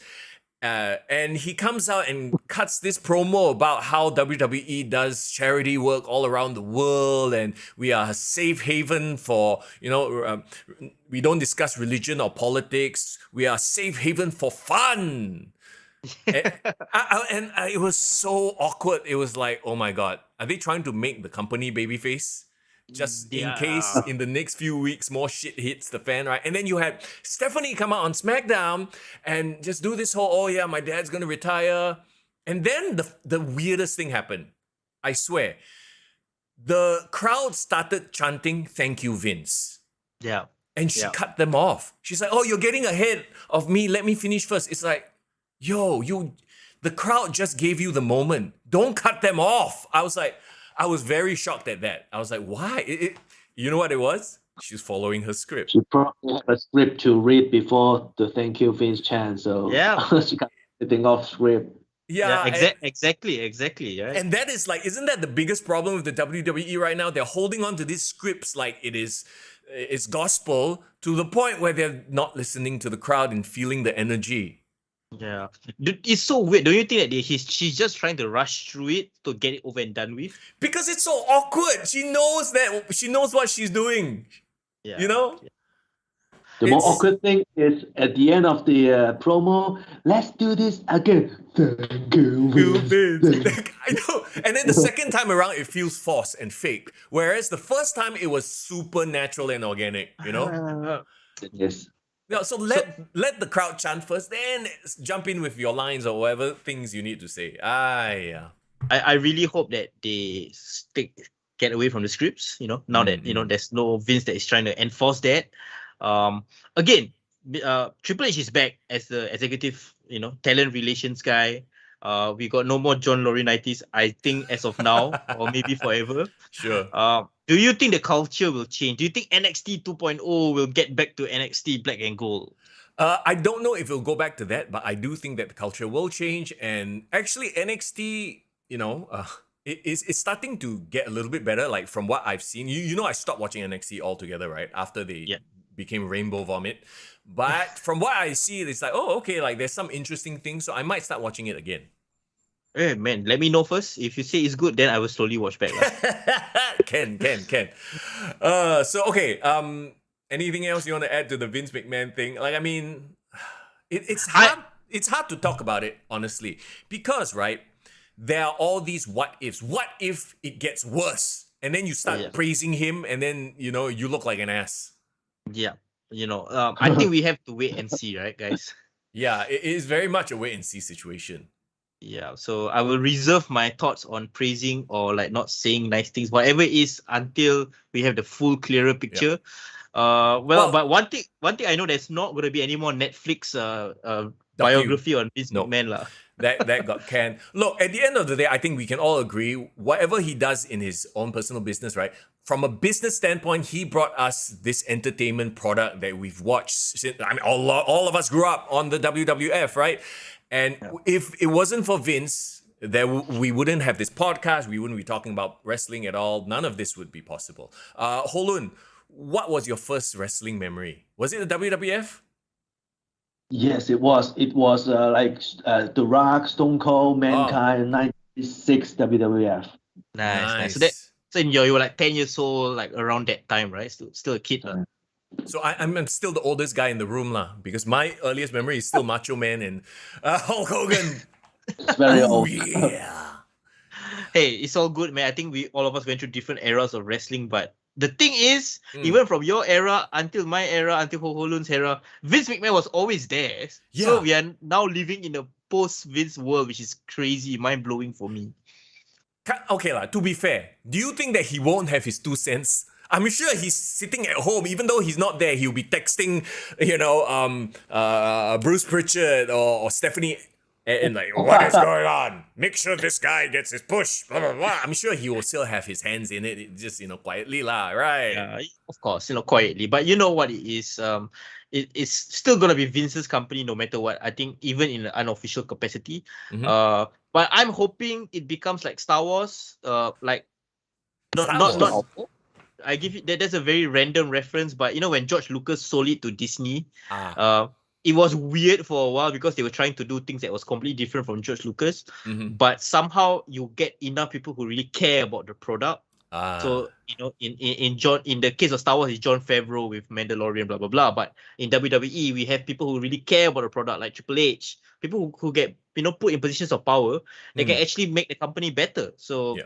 I mean, we saw hopefully. what he did with NXT Black and Gold, so hopefully, yeah. Okay, let's very quickly now. Then the last thing we want to talk about. Yes, last topic of the day. SummerSlam. Have you been Ho Ho Lun? Have you been keeping up with the current storylines going into SummerSlam? Are you excited to watch it? Not at all. I only know Brock Lesnar is coming back, but I was reading the other Twitter that he's walking out, so I don't know if it's gonna happen. Oh, okay. So that whole walkout thing, right? Apparently, let's address that, I suppose. Yes. When news of Vince retiring came out, the backstage news was that, Brock was like, if he's not here, I'm not here, and he ran away, or he decided to no show. But within a few hours, I guess they managed to convince him to stay. Probably Paul Heyman. Yeah, they talked him out of it. And he appeared at the end of the show actually to like interfere. So He did so? So he did show up. Yes. Oh, okay. I didn't know. I only read a little bit from Twitter. He's walking out, and I didn't have time to read the rest of that. I wonder if they already Triple H is already starting to work the dirt sheets. There's honestly, I do not know whether it's overblown, but I think he did return. He was talked out of that whole situation. But I still hope that it's the blow-off match because we do not want to see any more Brock Lesnar versus Roman Reigns. Come on. Yeah, unfortunately, they've done this to death. Irvin, very quickly, Max Dupree. Apparently, he is no longer Max Dupree.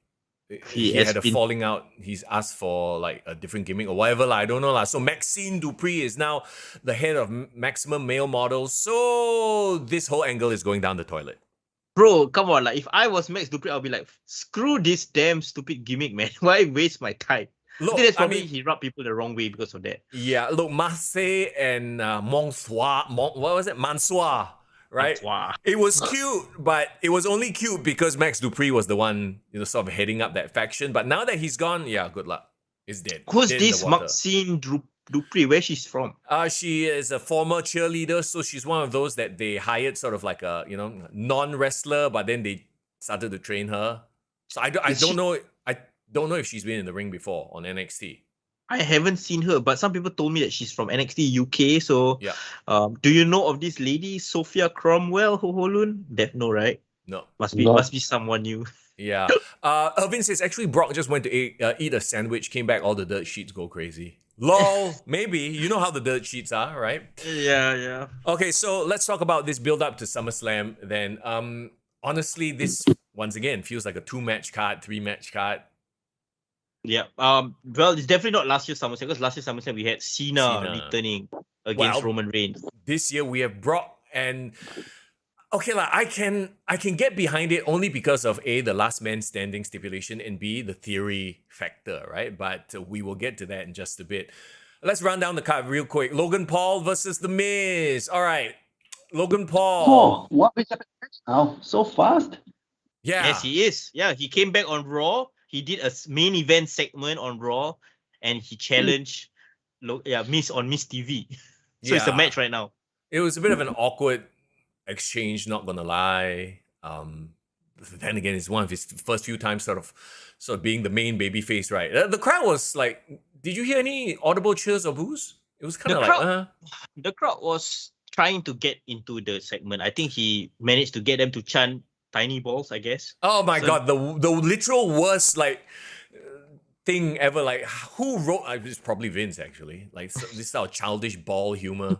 Oh my gosh! But yeah, hopefully, honestly, I think Logan Paul is gonna bring eyes to the product, because I've seen some people who I do not know even watches wrestling tweeting about this or reposting about this. Hey, Logan Paul in WWE. Yeah, so it's a thing.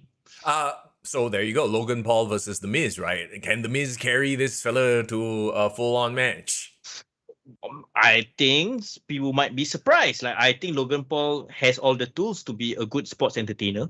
She definitely has the athletic ability. We've talked about it. WrestleMania, he did a good job. So whether he can carry on his own, can he do a Pat McAfee? That is the question. I think that's the intriguing factor, right? I will say no, and I also say that they're still kind of wasting the potential of Logan Paul. We all know that as a heel he would be drawing big bucks, but no, he has to be a face in here going up against The Miz. There's a very real possibility that the crowd will boo him and cheer The Miz. Well, I mean, I will be on that side cheering as well. I can't wait to see that. Okay, Bianca Belair versus Becky Lynch for the Raw Women's Championship. Okay, I guess they're back to fighting again, but they were away for a while. But hey, this match was great at WrestleMania, right? But I just do not know, they do not have the momentum that they did have at WrestleMania. So what is going to be any different? And I mean, we call back to 1 year ago, SummerSlam, when Becky Lynch made her return and then won the title in 27 seconds, right? Do you think they could do the reverse here? I do not know. Do you want to completely kill off the Becky Lynch character right now? Or I hope not. I really hope not, because she's still sort of doing this weird, like, spiraling out of control character. Actually, it's like the whole Rollins family spiraling out of control, because they have very similar characters now, Seth Rollins and Becky Lynch. It's kind of funny. I think it's the perfect time to put them both on TV together, actually.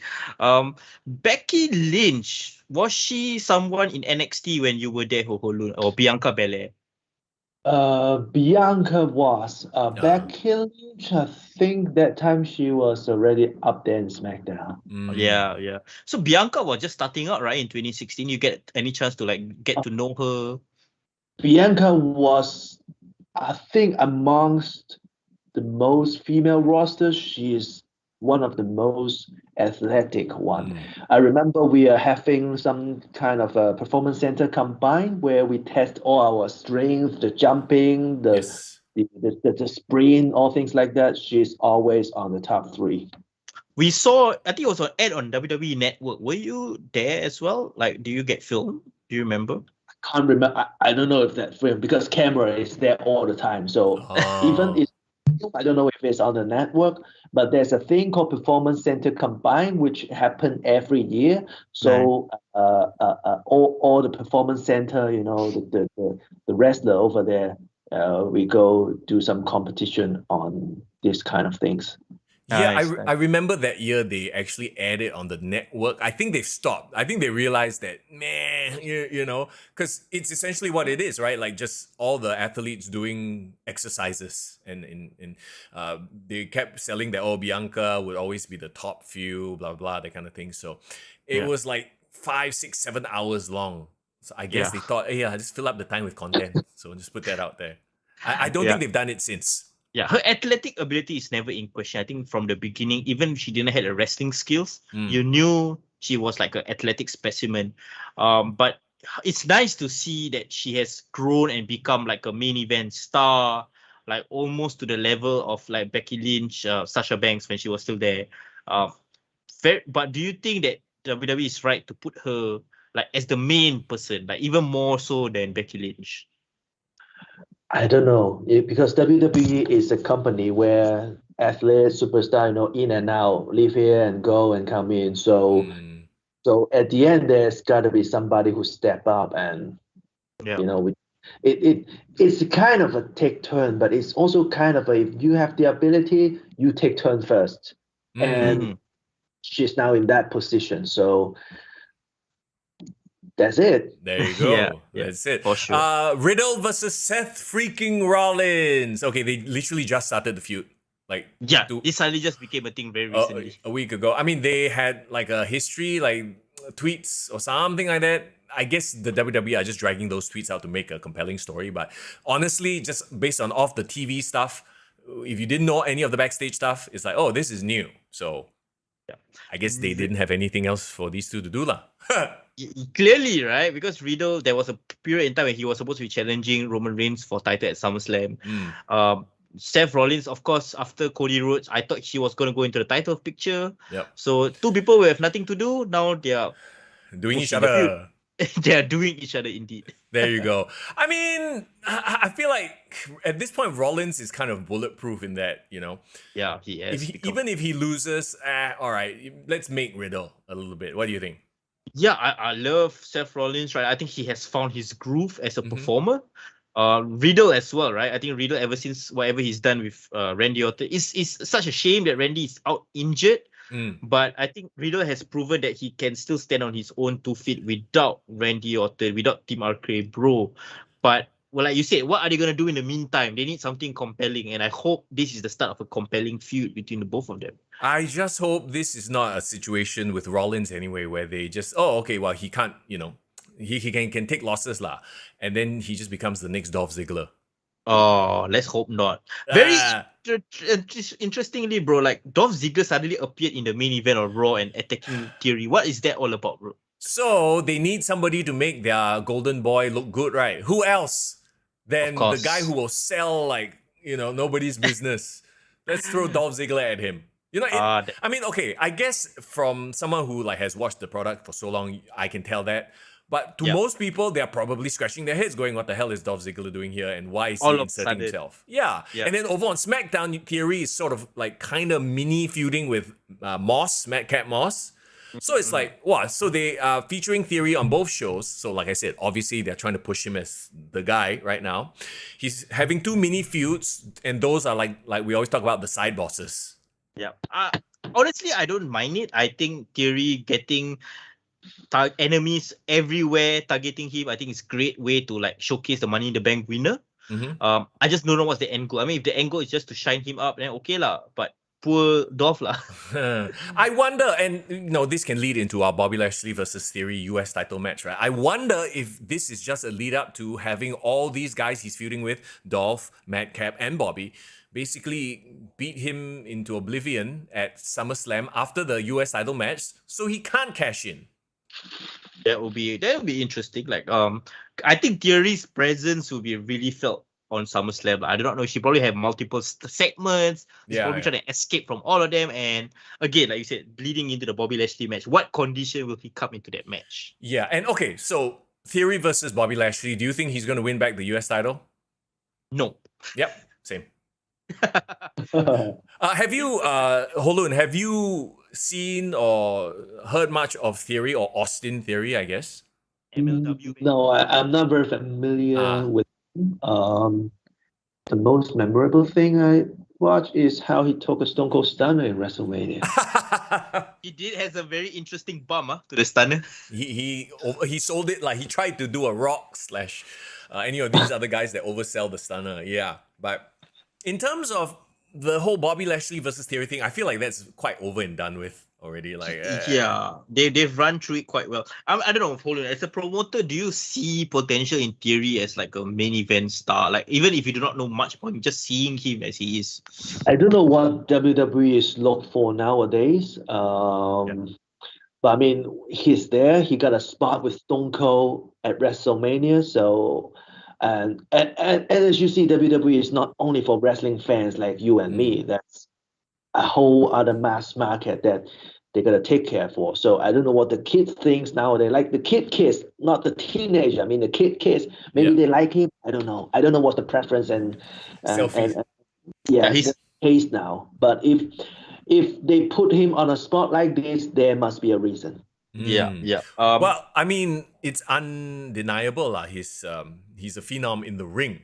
So smooth wrestler, very smooth. Yeah. You know, I guess they are giving him that Randy Orton push. You know, to see start him off as a heel. He's a cocky individual. Like whether people will gravitate towards that personality or not, we'll have to wait and see, right? Yeah. Okay, so. Let's move on from Bobby Lashley and Theory to Liv Morgan and Ronda Rousey. Oh boy.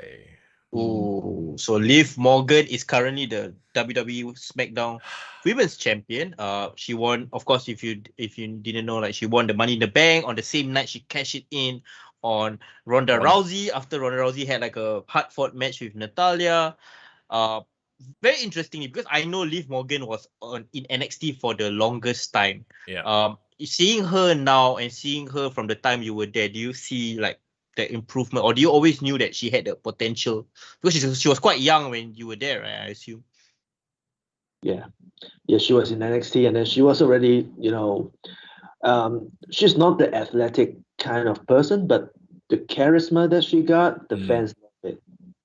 Yeah, for sure. I think she's kind of like an underdog. She's always been an underdog throughout her career. And again, like she was not the number one girl in the Riot Squad. She was always behind Ruby Riot. But somehow the fans connected with her. But will that be enough though? I'll be the bad guy and I will say no. I think that right now, look, man. Even though she's the champion, and I guess they're trying to paint this underdog champion story because nobody here sees her as like being able to go one-on-one against Ronda Rousey. Ronda Rousey still, despite the booking, has that aura, right? Yeah, so still barely still has that aura too. Yeah, so the question is, where do they go with this match? You can't have Liv and Ronda honestly have a compelling back and forth match. That would not fly. That would make zero sense, right? Yeah. You can't have Liv drop the belt immediately because that just she was she's lucky lah, Yeah. And if you have Liv beat Ronda, it's like, is that even believable? So I'm very curious, but not in I'm excited for this. I'm curious in how are they gonna work themselves out of this? Maybe on SmackDown they can make it a triple threat. That's the only way out, I feel. With Natalya?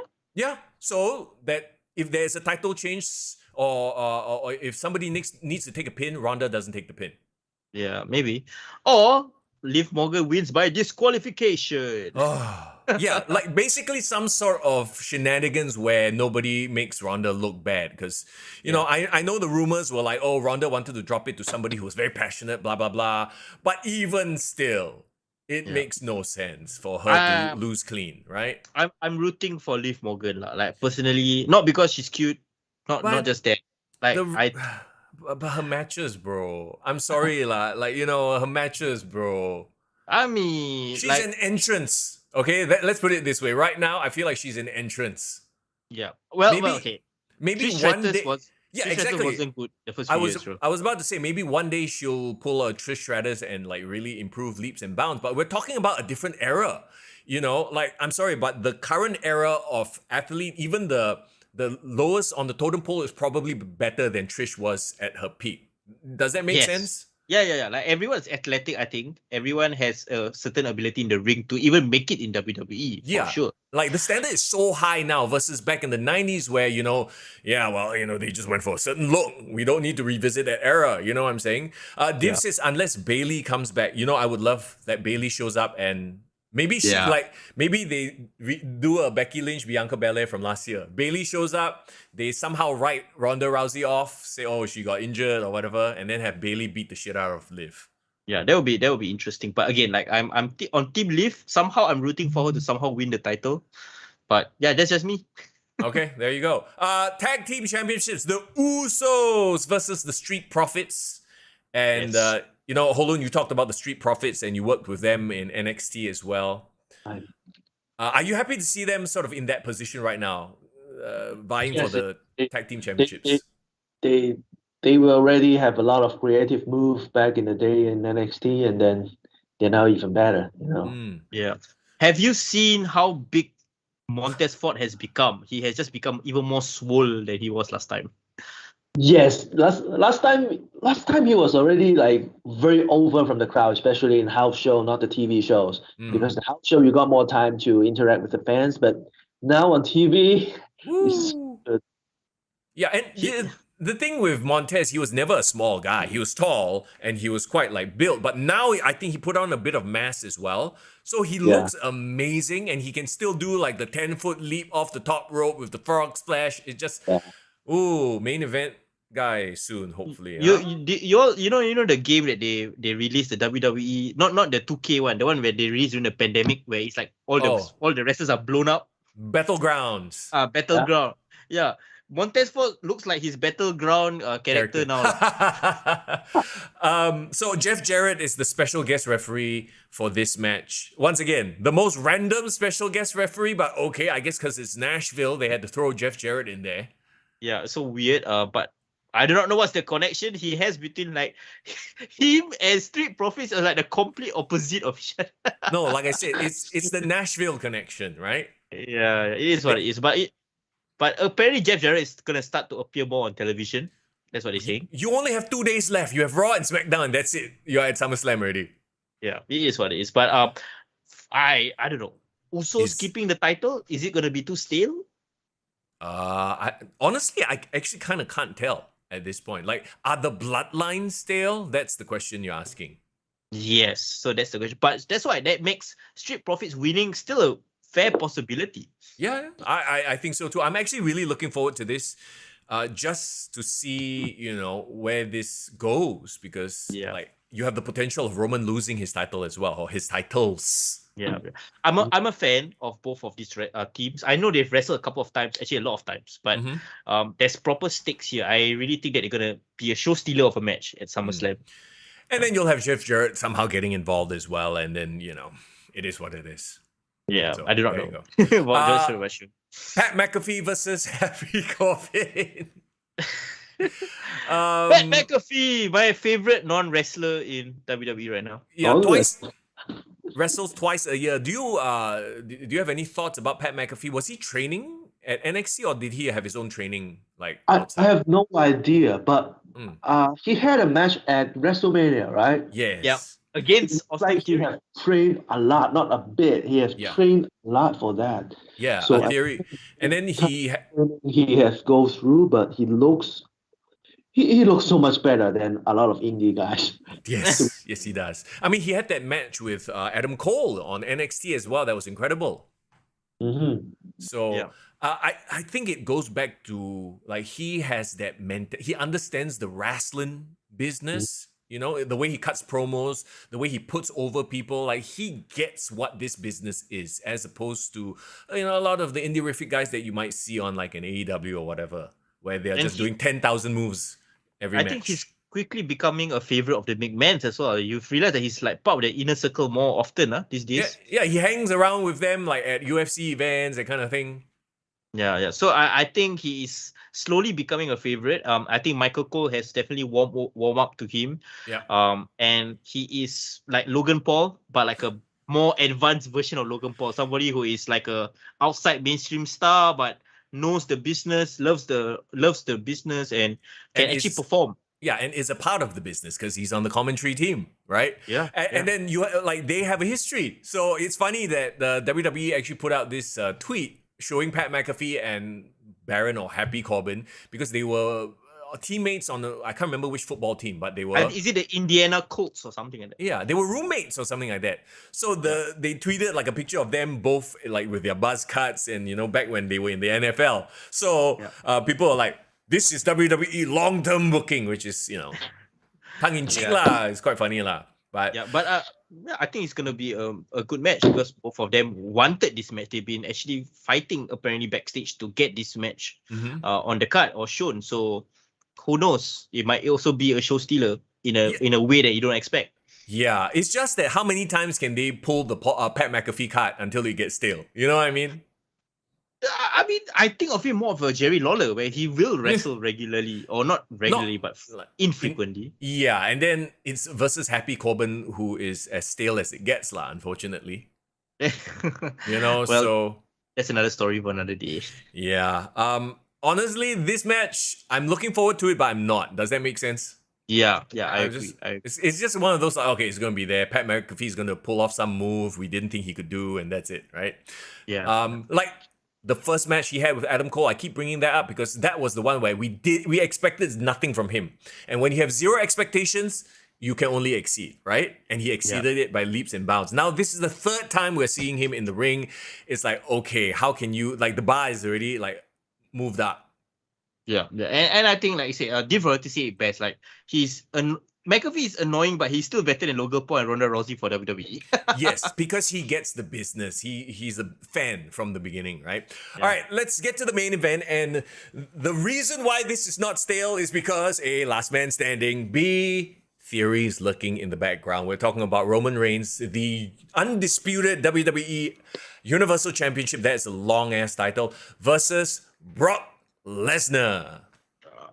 Well, let's just hope it is the final match, please. It should be lah. It should be. This, I guess, all depends on whether Brock is coming back. His contract, is he contracted to come back? Yeah. Do we need another Brock Lesnar title reign? No, we don't. Mm-hmm. But do we need Roman Reigns to drop his title soon? I think yes. Theory? But it's not Roman Reigns. It's not Brock Lesnar that should be beating him. No, I don't think Theory will win the title right now. I don't think so. So do you think that, like what I said earlier, and this is my prediction, all the people that he's been pissing off, they are going to hold him back, lock him in a room or whatever, so he can't come out to steal the title. That's my guess. I think that would make sense. But again, last man standing, no disqualification. Anyone can interfere. I think he's definitely going to factor into this match somehow. Who? Theory. He will try. Yeah. He will try his best. Yeah. But like I said, I think he's going to cash in, but then Dolph Ziggler will come out of nowhere and super kick him. Or Madcap Moss will tackle him into the stands or some such shit. Or probably Lashley will spear him into the audience somehow. Yeah. So he will be thwarted, right? But Roman... Yeah, go ahead. No, sorry. But what I was trying to say is like Brock Lesnar coming back and with all the drama surrounding Mr. McMahon, I think that will also play a part in the booking of this match. Mm-hmm. Because I think Brock Lesnar is more unpredictable than Roman Reigns, right? Yeah. So I think they will keep Roman all the way until WrestleMania next year. Wow, and now with Roman and his part-time schedule as well, it's like and. SummerSlam is 2 years since he returned and became the champion. So it's almost 2 years since he became champion. Wow. Crazy, right? Ho Lun, what do you think of Roman Reigns holding the title even longer than 2 years? I don't know. Is it 2 years already? Yeah, it's reaching 2 years in this month. Yeah, this coming August. SummerSlam. Yeah. I actually didn't aware who is champion and who is not champion nowadays. But most of the moment that aroused my interest to turn into Raw or SmackDown is always when John Cena come back, or when Stone Cold is there, or when the people of my era come back to Raw, I'm gonna watch it.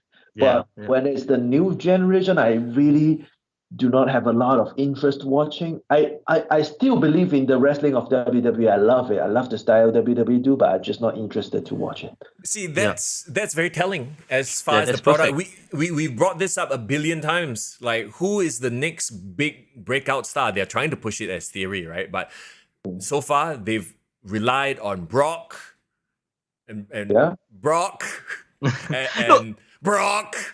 Even Roman Reigns, like you said, I think you just gave the perfect, most telling example. He is the current big star right now. Yeah. But the people of our generation are not really watching wrestling for him. Like, we accept that he's the top guy, but there was a point in time where he was the most compelling thing on television. Every time he comes on television, I really want to see what he does. But I think we've reached way past that stage. I think we are due for some sort of refresh. He needs to drop the title eventually. But again, no one is capable of doing it. Who is most credible to take him down? And that's the issue, right? Like, obviously the plan was for Cody to be the guy, but then he got injured, and then now they literally have nobody. Obviously, Drew has been slated to, vie for the title in the UK, right? And of course, you want a top draw. Drew versus Theory just sounds kind of, no, right? Yeah, it doesn't work. So it's going to be Drew versus Roman at Clash at the Castle. That makes more sense. That sounds better. It's a marquee match. So where does this leave Theory? Then are we going to have more months of him maybe? Or is he going to cash in and literally get super kicked? He literally could throw away his cash in. So that is the other outcome that we didn't bring up, right? Yeah. It could be... If it's a failed cash in, basically. Yeah, so do you think they will do him dirty do him like that? Give him a failed cash in? If it's a failed cash in, then you know that the Vince McMahon presence is no longer there already. Confirm one. His Vince McMahon aura has left. And then now he's no longer protected. But no, they've put in so much effort into him, it doesn't make sense for them to just throw it away, right? Yeah, but I don't think he will win the title. No, me neither. So, apart from making him look foolish by having him not cash in but waste the contract, I think, that's the thing. Like, if they take him out of the picture early in the card, it makes the main event less interesting.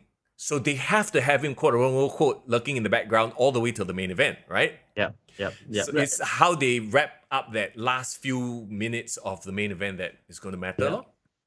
Overall, what's your hype level for SummerSlam? Like, what do you guys think? For me, it's like a solid 6.5, maybe 7. I agree, because there's so many things that's happened in wrestling recently. SummerSlam almost feels like an afterthought somehow. Yeah. So, Ho Lun, you've heard us talk about SummerSlam. Do you feel compelled based on the matches that have been listed? Do you feel compelled? Zero. Sorry? Zero. Oh my God. Oh no. Unless they announce Vince McMahon come back to do a retirement ceremony, I'll definitely put it on. But from what you have mentioned, and really not really interested. If it show up on Twitter, I'll watch it. Oh, but right. I'll not put it in and watch. Yeah. Right. I seem to realize Japanese wrestlers are very big on Twitter. Like, I see a lot of the wrestlers very active there. Just short clips and there you go, stuff like that. Okay, there you go. That's your preview of SummerSlam, everybody. I believe SummerSlam this year is on a Saturday again. Yes. The WWE have been doing a lot of Saturday pay-per-views, so that's Sunday morning for us in Singapore. Yeah, and I think it's Sunday as well for you in Japan, right? Like later in the morning. We only have 1 hour difference. Yeah, exactly. It's not so bad. Yeah, I keep thinking Japan is so far away. I don't know why. No, it's not that bad. Div Royalty says no Judgment Day on Sunday. Judgment Day is dead in the water, Div. I'm sorry to say. Actually, Edge is rumored to make a return on Raw or SmackDown, right? So probably Judgment Day versus Edge, no? Yeah, we'll never know. Judgment Day, Rey Mysterio as well, apparently, because that whole Dominic is a thing. So okay, Raw tomorrow is supposed to be Rey's 20th anniversary celebration. They're gonna do Rey so dirty at this. You know it. You know it's happening. He's gonna get destroyed by Judgment Day. Maybe Dominic will turn. This was all along. And then, okay, I'm calling it right now. As I'm talking about it, I'm calling it right now. Edge and Rey, didn't they used to be a tag team? They did. Edge and Rey versus Judgment Day. There you go. Because Edge is supposed to come back. There's your match. Wait. I need to plug this. Rey Mysterio! Booyaka, booyaka! So our WWE 2K star is being done dirty this year. We got 20 years of John Cena, it was well done. 20 years of Randy Orton was well done. Batista week was also not bad. Well done, yeah. Yeah, Rey Mysterio, I think, poor guy. I think he's gonna get done dirty. You can quote me on this. Yes, we shall see tomorrow on Raw to confirm it. Absolutely. Last question for you, Ho Ho Lun. Like, I know you're so busy. You're wrestling. You're traveling. You're doing seminars. Like, what do you watch any wrestling just to unwind, or if so, what is like your wrestling? Like, what do you watch for your own wrestling entertainment?